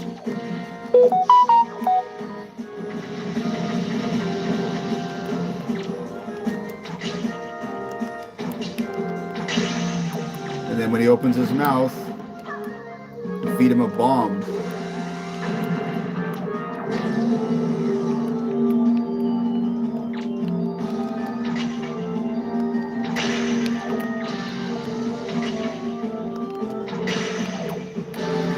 And you just rinse and repeat. I mean, this guy is not a hard boss. I mean, he's fun. I like fighting him, but he's not difficult.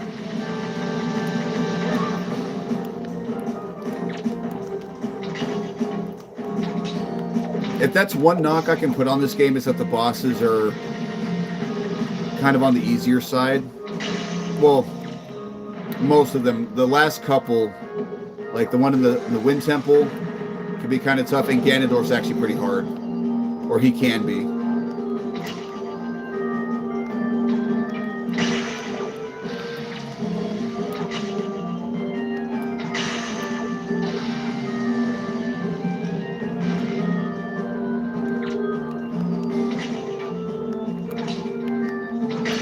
I'm almost out of arrows.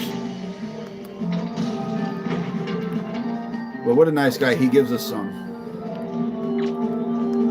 Yeah, this last phase, you just got to keep hitting his hands for a while. And then they finally go limp.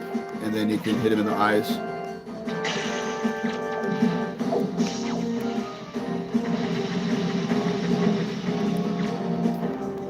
Actually, one connection to Realm of Dissonance is the mid part of the game, you actually meet up with Zelda, like Link and Garano meet up with Zelda in the sacred area, and you fight this kind of boss, and he kind of opens up the pathway after you beat him to go meet Zelda, and then that's when Link gets the Master Sword, and then after that, everything goes to hell.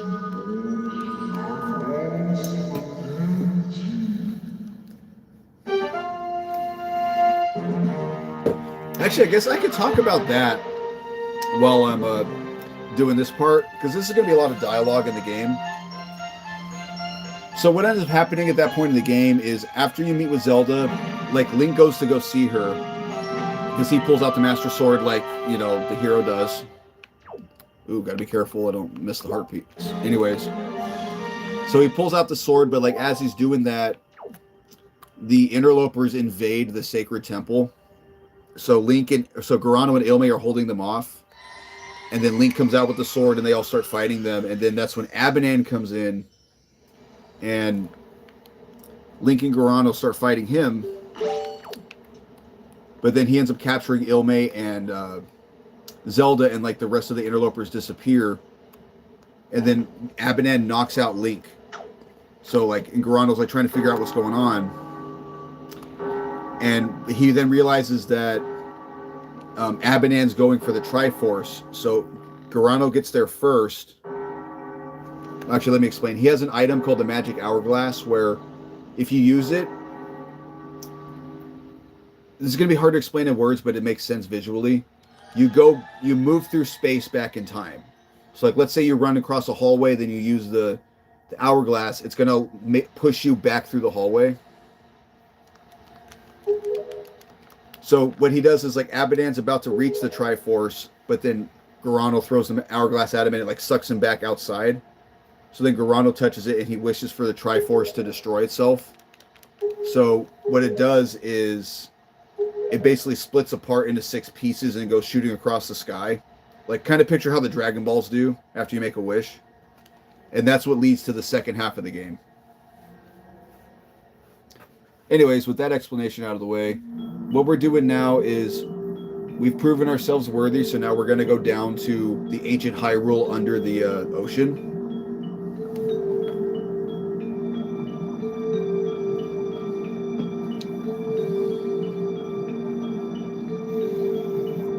And Link's like, oh wait, I can breathe underwater. That's weird.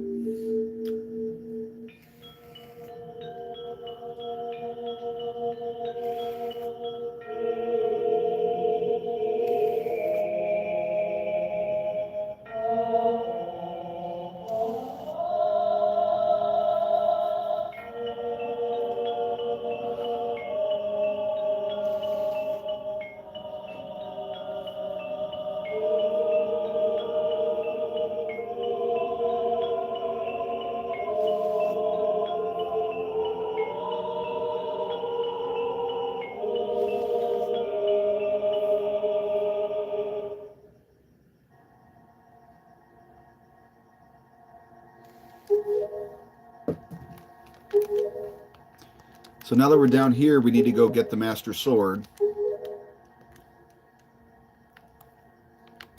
However, everything's stuck in time, so we need to go find a way to stop that. Well, the Master Sword is what kept everything frozen in time. Essentially what happened is, Ganondorf invaded Hyrule Castle, and, he brought his forces, and in order to save Hyrule, the goddesses froze this area in time and flooded Hyrule, which is why you're going around on an ocean.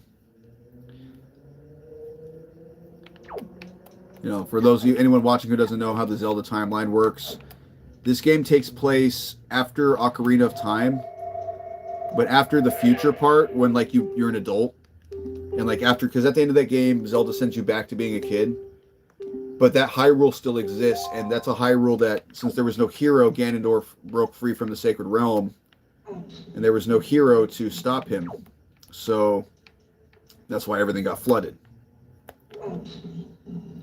So what we're doing here is we need to move these 3 blocks into the Triforce to open up the pathway.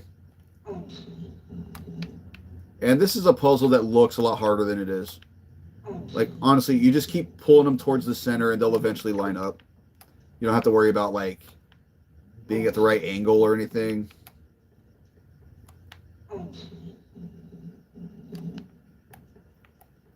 Anyways, so we're just going to take care of this.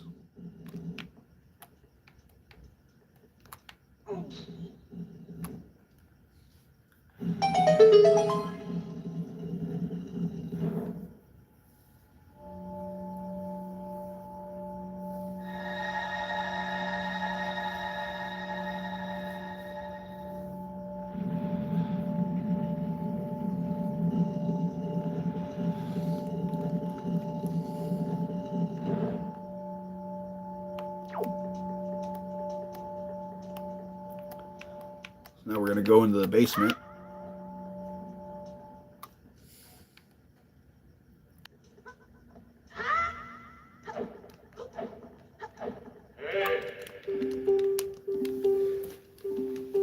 And the boat is talking to us. And he says, pull out the Master Sword.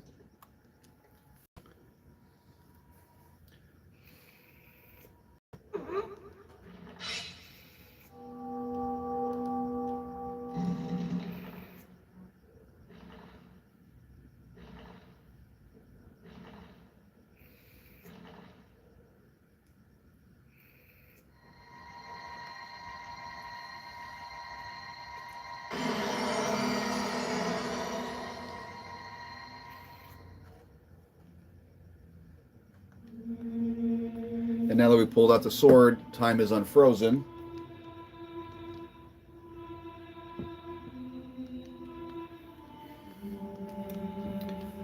Which means we get to fight all these guys.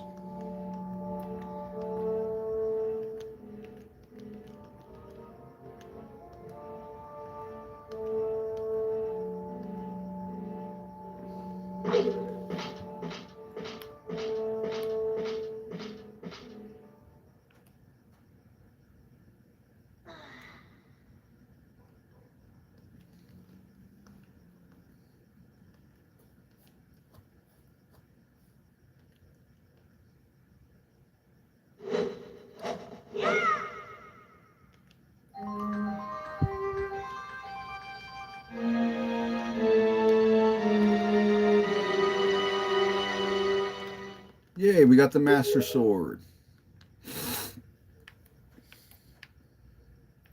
Now, before we do, we want to take a look around here, because if you look, we see all the sages from Ocarina. So we got Ruto, we have Raruru, who he actually enough in Realm of Dissonance, he's an actual character.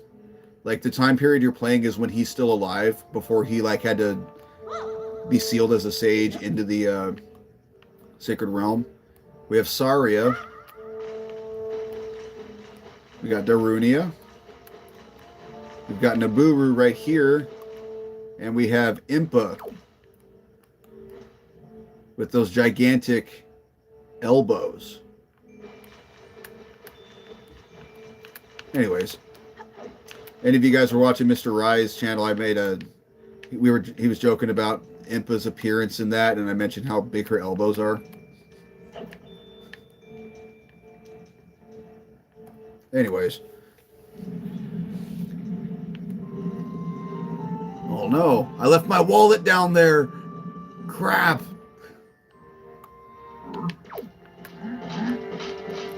So yeah, like I said, now we got to fight all these dudes. But it's not going to be that bad.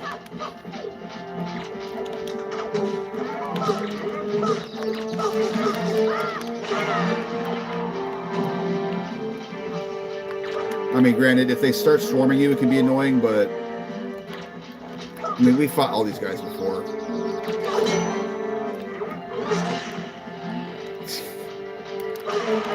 You hit your own homie, dude. What was that about? You lost.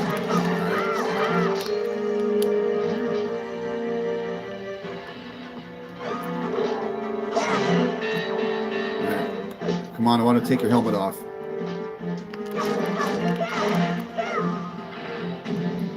Or we can just kill them like that. That works too.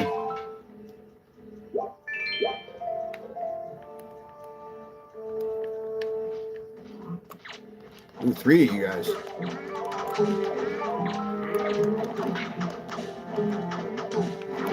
So we want all these necklaces because we're going to need 20 of them to get something later.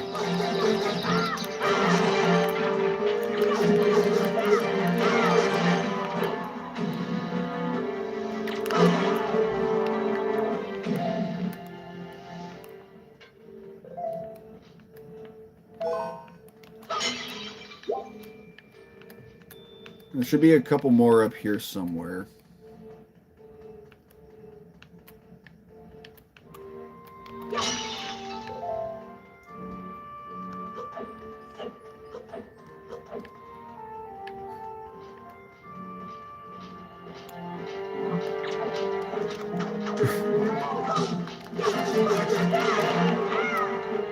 Well, I straight up knocked him off the balcony. There we go. That's what I was trying to do the other one. Yeah, because when they have their helmet on, you can't steal their crest with the grappling hook. But if you can knock it off, then it's fair game.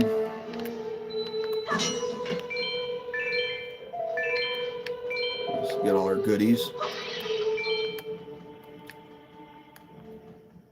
Our goodies like Fergie, I think is she the one who made that song, My Goodies?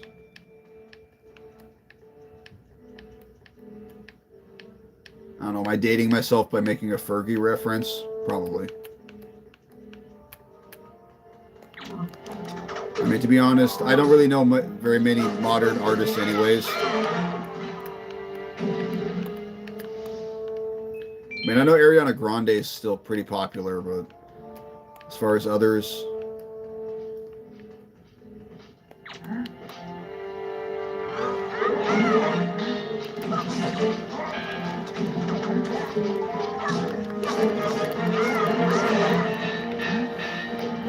She taught me big girls don't cry. Who, Fergie? Was she the one? She didn't sing that song originally. That's an old song, isn't it? Oh no, I know what song you're talking about. I was thinking that old song from, I think it's the Beach Boys. Yeah, my brain went in a completely different direction with that one.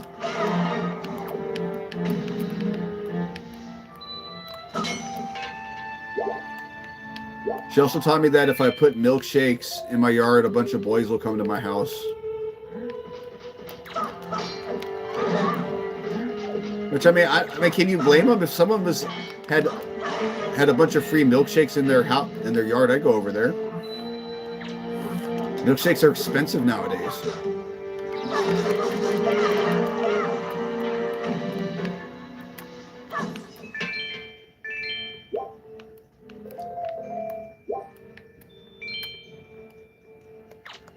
I don't think there's very many guys left. I think we're almost done.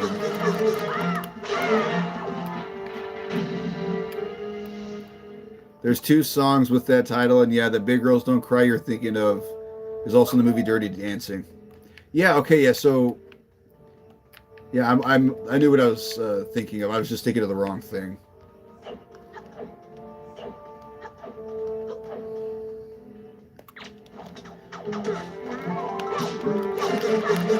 We were both right.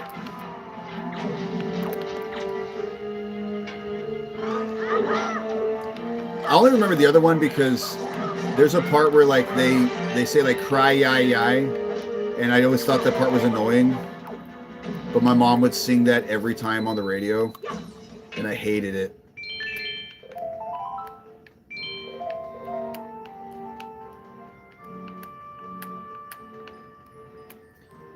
It's okay. I'm pretty sure I did things that annoyed my mom too. I think I did a lot of things that annoyed my mom.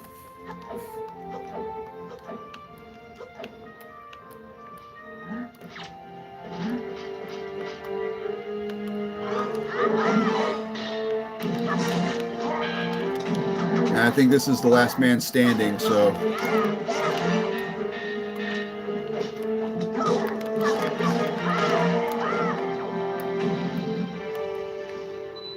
Yep, that was the last one. Dang, we getting far into it, huh, my boy? Hey, Blake, good to see you. Yeah, so we took care of the, yeah, I know, we did the, Tower of the Gods. We just took care of this. And now we're going to go storm the fortress and save our sister. And we're going to go give that stupid bird what's coming to him.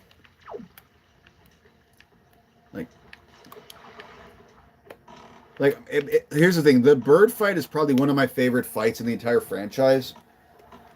Mainly because it's just such a satisfying boss fight. Because that bird trolls you the whole game. And you finally get to give him what he deserves.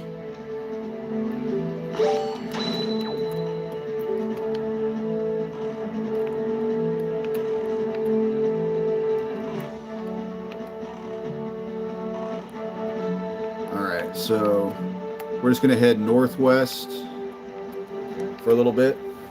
We're going to look for that giant tornado that has the frog in it, because now that we have the bow, we can actually do something with him.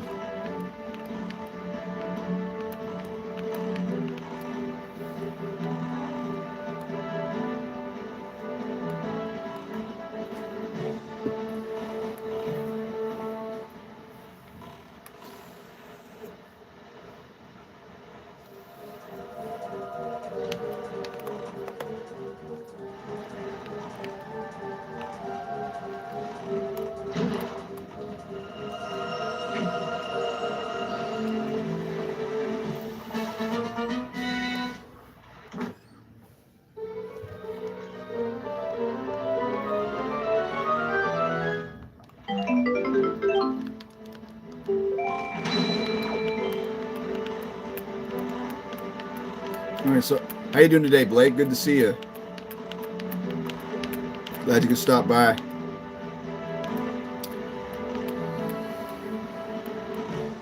Yeah, I think we're gonna do the Forsaken Fortress, and then we'll probably call it for the day. And because we started off, we got some of the stuff we can get in the ocean, but I decided it would probably be better if I wait until after the fortress, where you can get a lot more stuff, so I can get all the treasure hunting at once. And then we'll take on the last 2 dungeons, then we'll probably finish up the game after that. So that'll probably be next week. We'll probably be finishing the game sometime next week.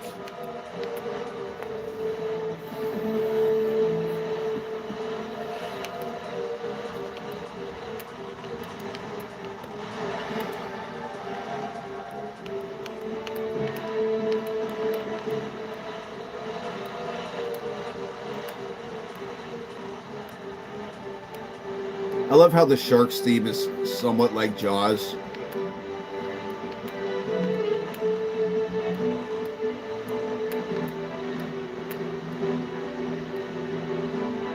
Actually, while we're here, we'll stop by the Knot Beetle ship, and we'll buy some of this stuff.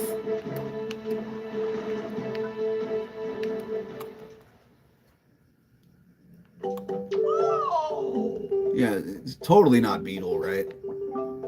So yeah, the heart piece I believe is 950.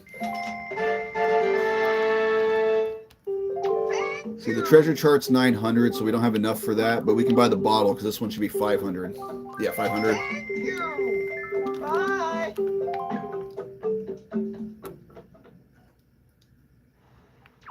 Cool.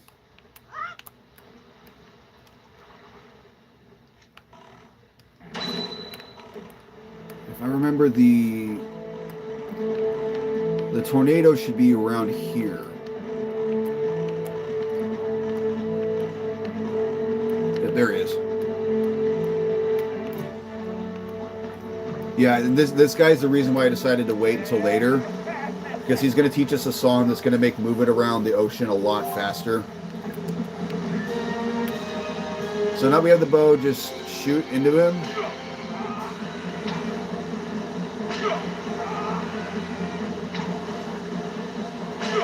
Yep, after 3 shots he goes down. And he's like, oh wow, you're actually not a punk. I'm going to teach you this song. He's like, you impressed me.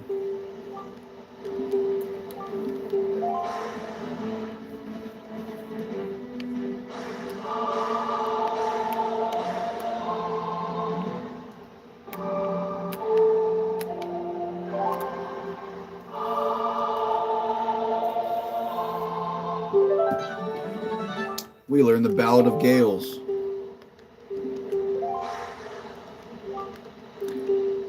So what this does is this is a warp song, and there are certain islands across the sea that you can warp to.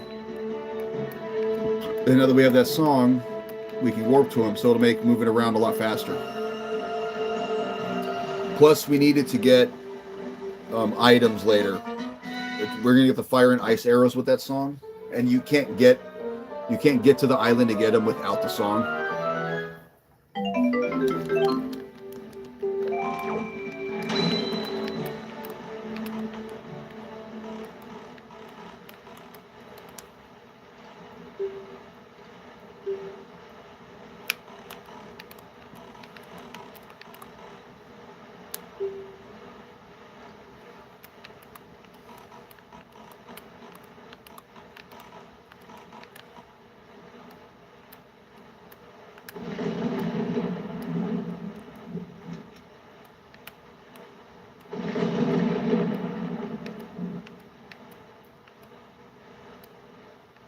Now, before we enter, I think we have the treasure chest or the treasure chart for over here.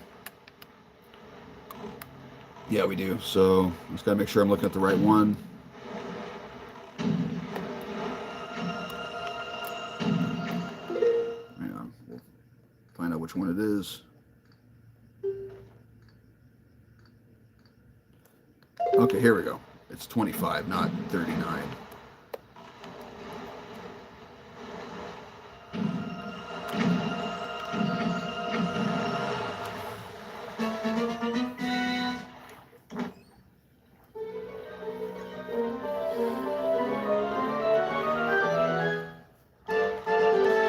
$200. Nice.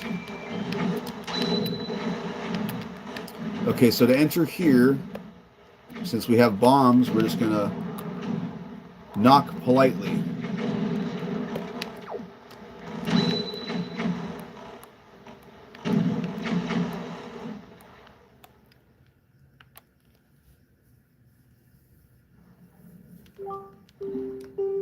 You must be aware, but you have the Master Sword, so you don't have to worry about him.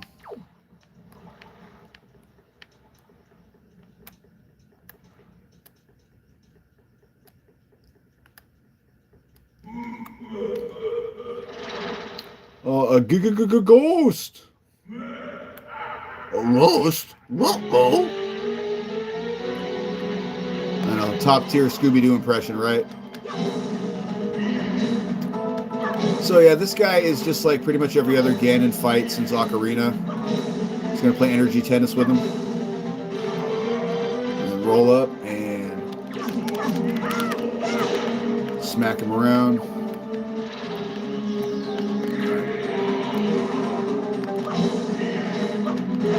Oops.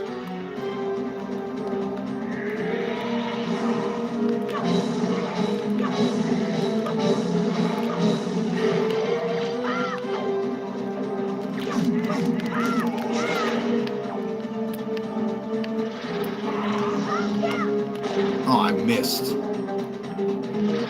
Sorry, we just get to fight this guy more. That's what you get for spawning on top of me, punk. And he's gone. And it's gone.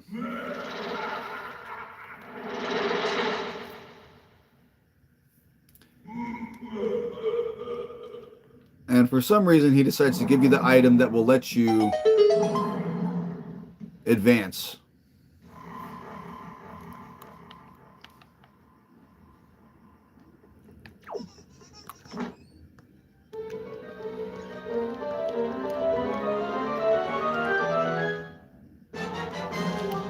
You get the Skull Hammer. I gotta say, like, another thing I love about this game is that your arsenal is just so cool.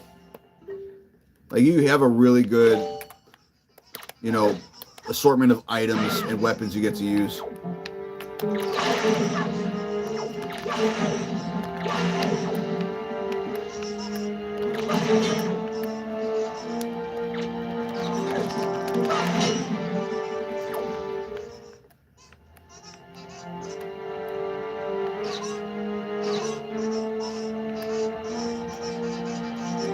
So like we did when we came here the first time, we're just going to take out the searchlights.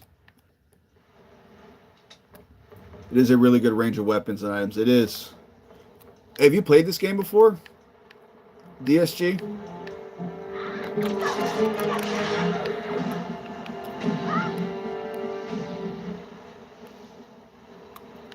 Alright, can we do the thing? Oh, we probably can now that we have the leaf.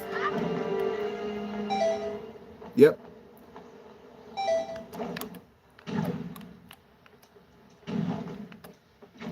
Nope, planned on it this year. Oh, I highly recommend it, dude. This is probably in my top 20 favorite games of all time.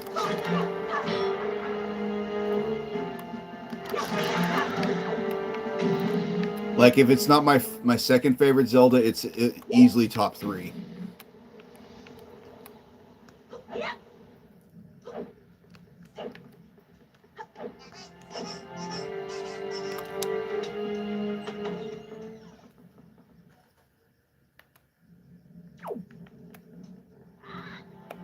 Hey, buddy.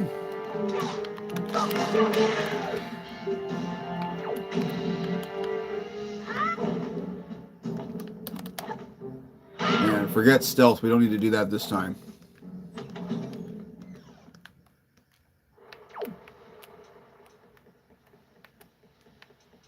Come up here. We'll take care of the last searchlight.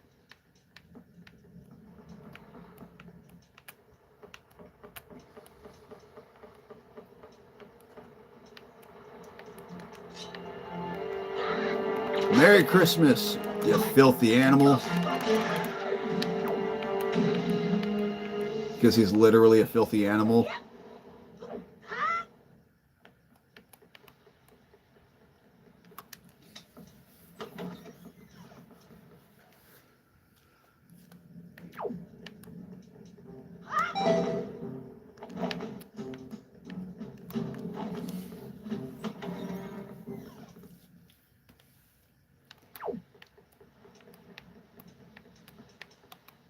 I'll try to push the safety box down so we're good.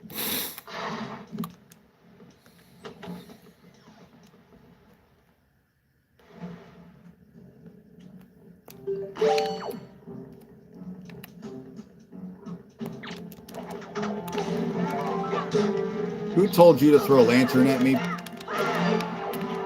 I just, because, you know, the stealth in the beginning of this game is like so frustrating. I just love the second time around when you come through and you just maul everybody.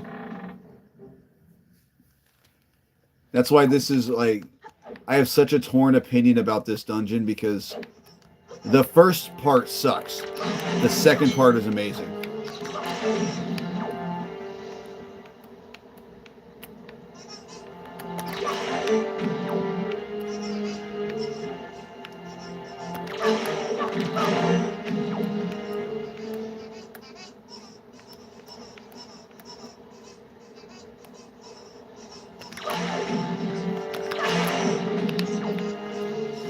Yeah, I mean,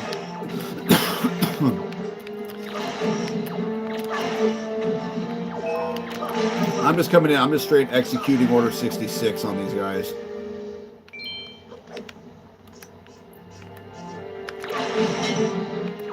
Okay, that's enough of them. We're just gonna go through to the end.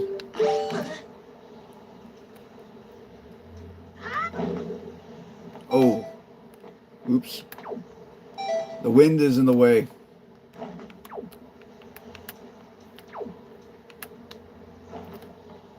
Well, okay, I was planning to cheese going across there, but didn't quite work out. It's okay, we can just do this.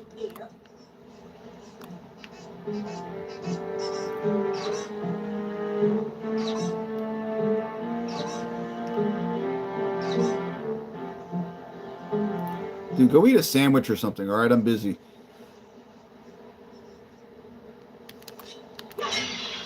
All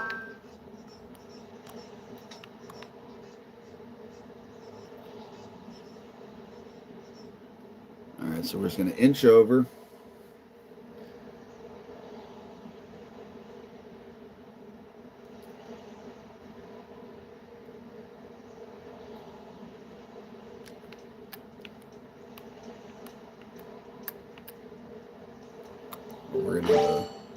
Actually, we're going to put the hammer on Y because this is going to be we're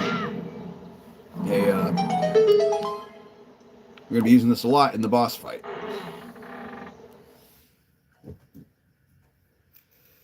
And we're in here to save our sister and the other girls that Ganondorf captured.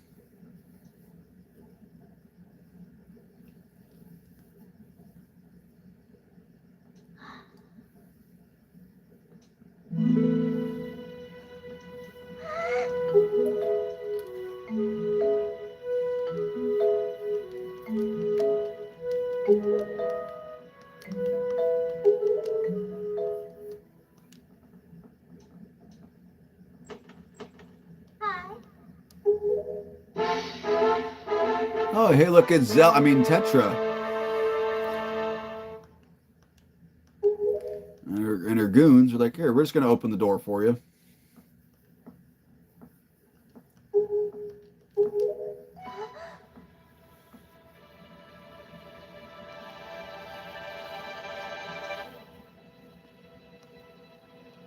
She's like, where did you get that sword?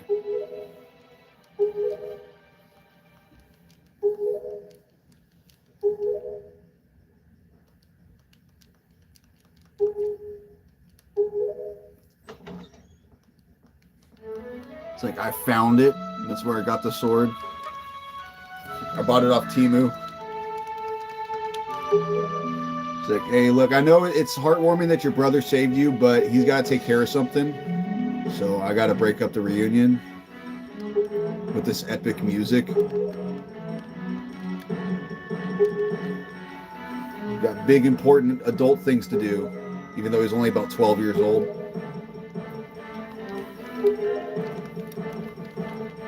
Sup, dude, just got home. Hey, Smash, good to see you. You're about to watch one of the most satisfying boss fights of all time. At least to me, because I don't know if you ever played this game before. Wait, no, you've played this game. You know exactly who I'm about to fight. See, I'm just in time for the Helmarok. Exactly, yeah. And you know why the Helmarok fight is so satisfying. Because he has everything coming to him. Like,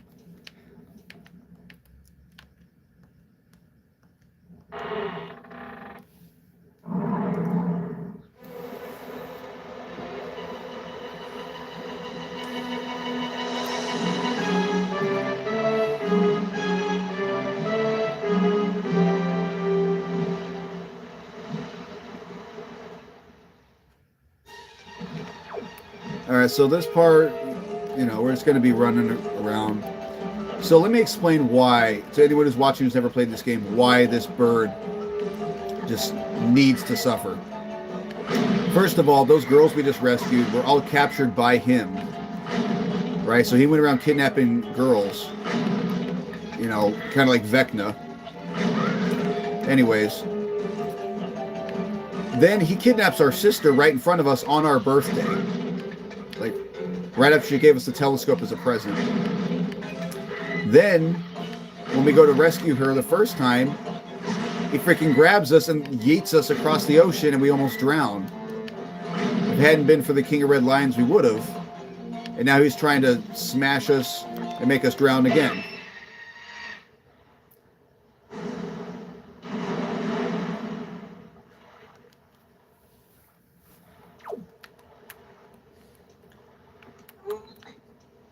You know, I truly believe that Nintendo knew you were going to hate this bird, which is why they designed the boss fight where you smash it with the giant hammer you just got.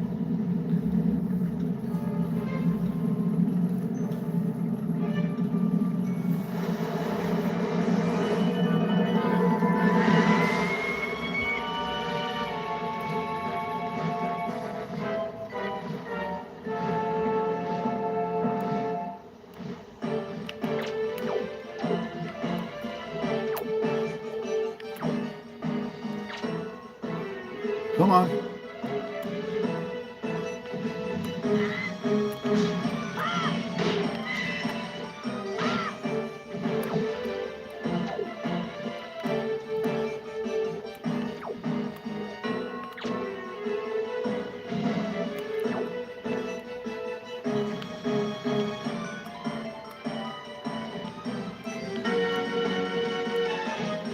Really?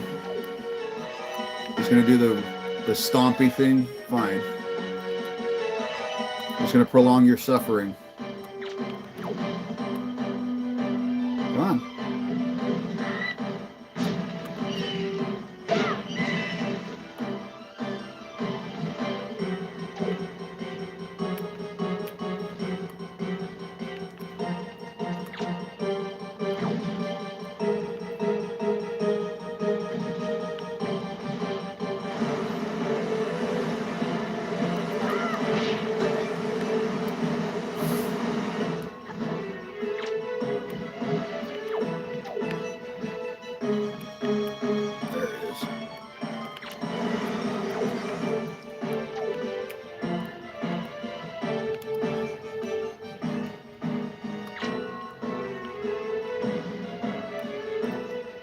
Come on. Hit me.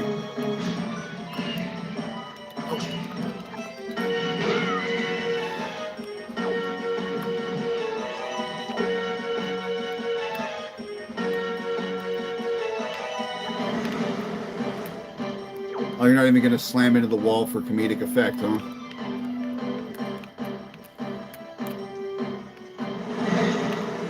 Oh, he actually got me.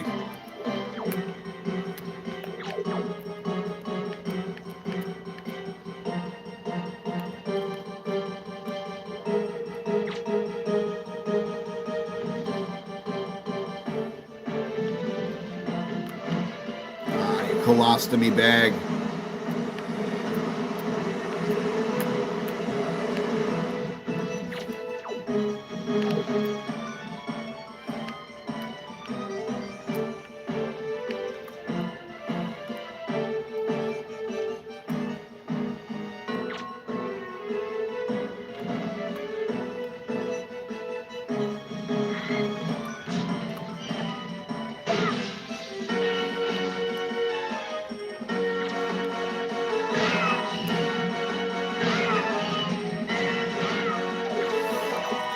Yes, you're supposed to use your sword, but I still want to hit him with the hammer. This is more fun.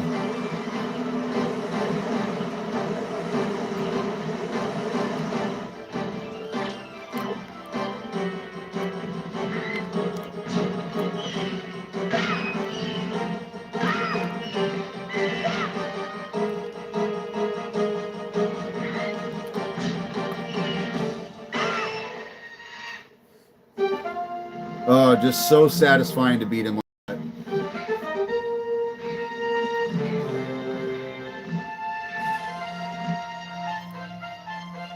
I will admit, as much as I hate the Helmarock King, I think he is a very cool looking bird. He's a cool looking boss.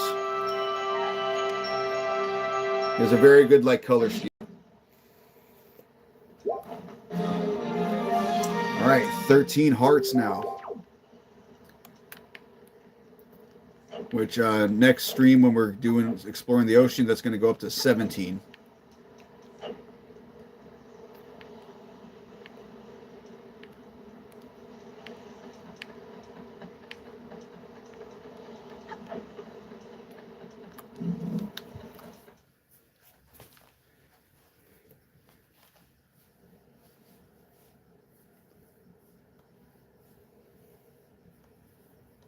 Here's just sitting in here brooding.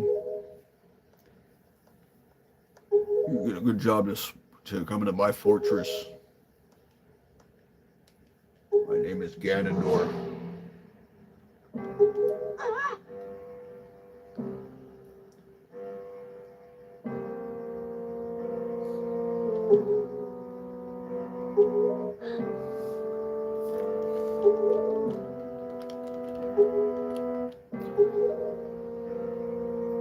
I will say this is probably the Ganondorf who speaks the most.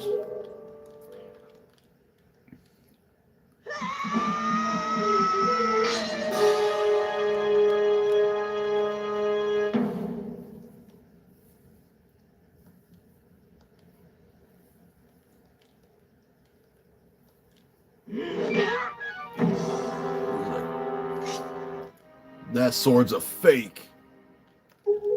You really did buy that sword off of Temu.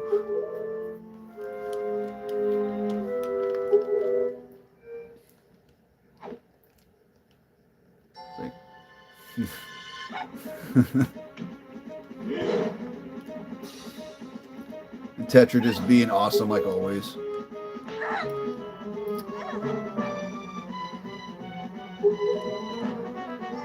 She's just like, oh, I see this gigantic, scary-looking dude with a huge sword. I'm just going to go slap him in the face.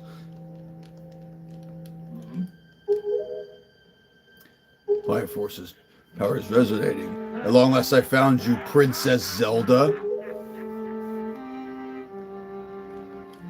I won't lie, though. I did not see that coming the first time I played this. And in hindsight, it's pretty obvious. But like at the time, I wasn't even thinking like Zelda was in the game. I was just like, oh, just Tetra is just the girl.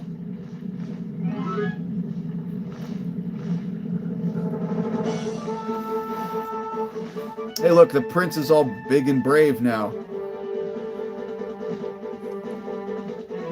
Remember me, homie?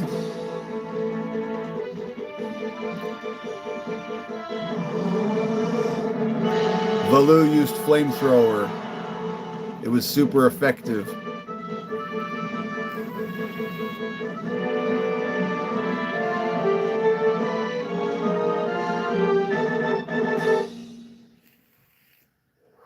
Tanks it like a boss.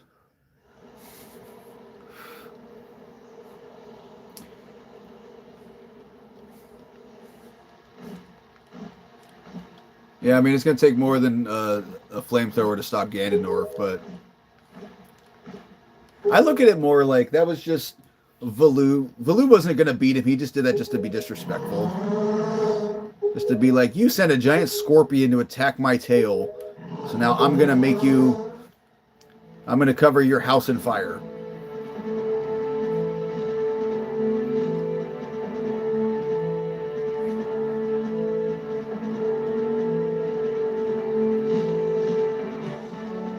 And I'm going to do nothing else to help the rest of the game.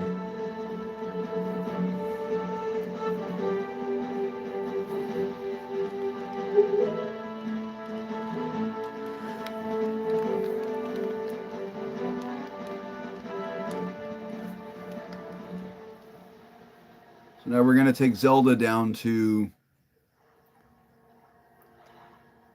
where we had the Master Sword. Although, I'm sorry, I still call her Tetra. Because even though she's Zelda, she's Tetra. She's a different... At least that's how I look at it.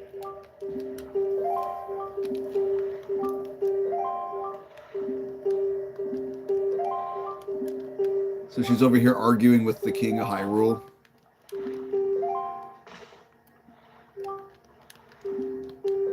Show me where the voice is.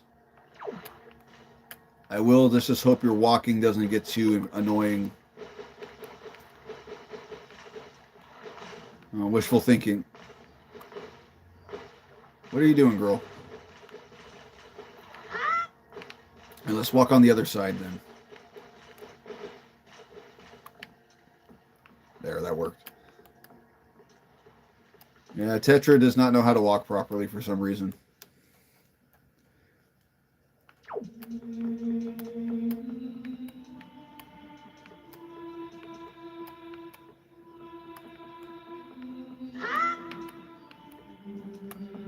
It's like, it's not hard to not walk into the statue, Tetra. Why are you doing it?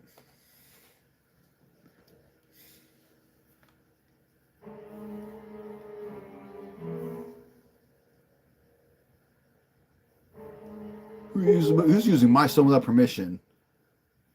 The stone was mine to begin with, young lady. Your royal family's gossip stone. Yeah, right. You never heard the tales of the kingdom hidden behind the under the ocean. I am the king, Daphne's Nohansen Hyrule. Do you recognize my voice? King of Red Lions.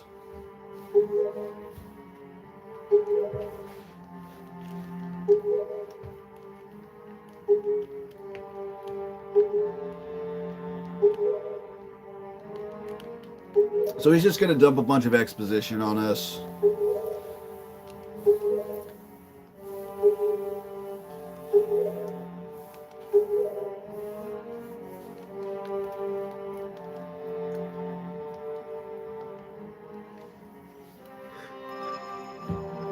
He's like, that pendant you have of that weird little gold triangle, let me see it.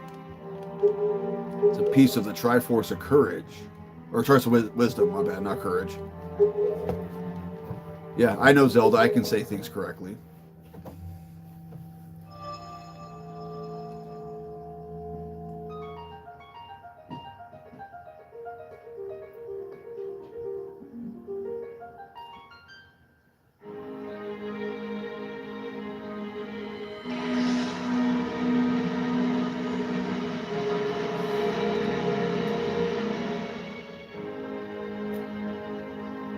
Yes, the Triforce of Wisdom has the ability to awaken your powers as a princess and also immediately get rid of your tan.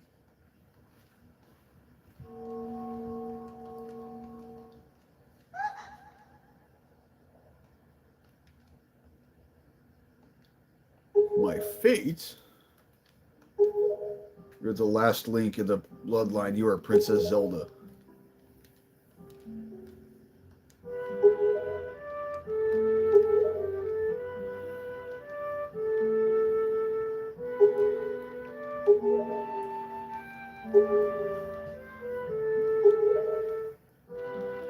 And he's like, so now she's gonna have to stay here so she's safe.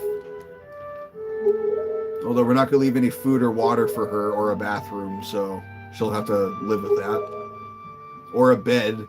Or any form of entertainment. Isn't being a princess great?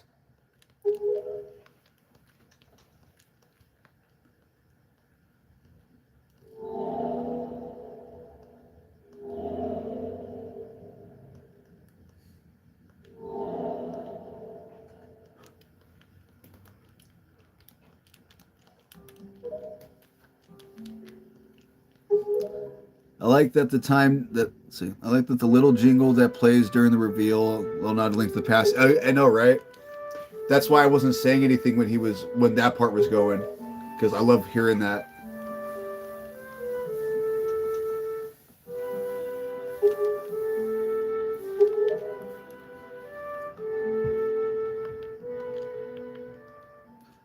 Although I think, okay, I'm gonna say the timeline, the quote unquote timeline for the Zelda franchise.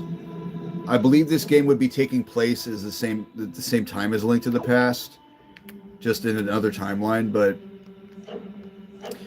when the day comes, I have a computer and I can make like more videos and do stuff on like PowerPoint to have visuals. I'm gonna do a video where I discuss how to fix the timeline and make it make more sense. because the official Zelda timeline's a mess.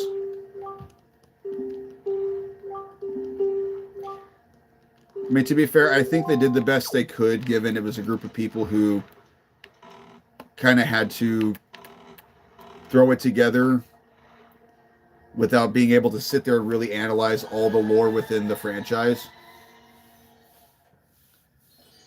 The adapter works like a charm. Oh, booyah, dude! I'm glad that could work out for you. Because yeah, I know that's an issue a lot of people have had with older systems and HD TVs is that, you know, the lag and like the frame rates mess up. But yeah, the FrameMeister completely buffers it, so you can play anything you want on your screen now. It's cool you can find one for $10 too, because I know those used to be pretty expensive. Sweet. Well, anyway, guys, I'm gonna call it for tonight. You know, we did about 2.5 hours of the game. That's pretty good. I think this is a good stopping point too, as far as like the storyline. So next Wind Waker stream is going to be next Tuesday, and we're mostly just going to be getting all the treasure and stuff we didn't end up getting this time. And yeah, we'll be doing a lot of side quests, and then next Wednesday we'll most likely be ready to do the dungeons. I don't even know it was at the tail end. Hey, you know what, Smash? I'm just glad you come in whenever you can, dude. I get it. You know, you got work, you got a wife, and you got all kinds of stuff.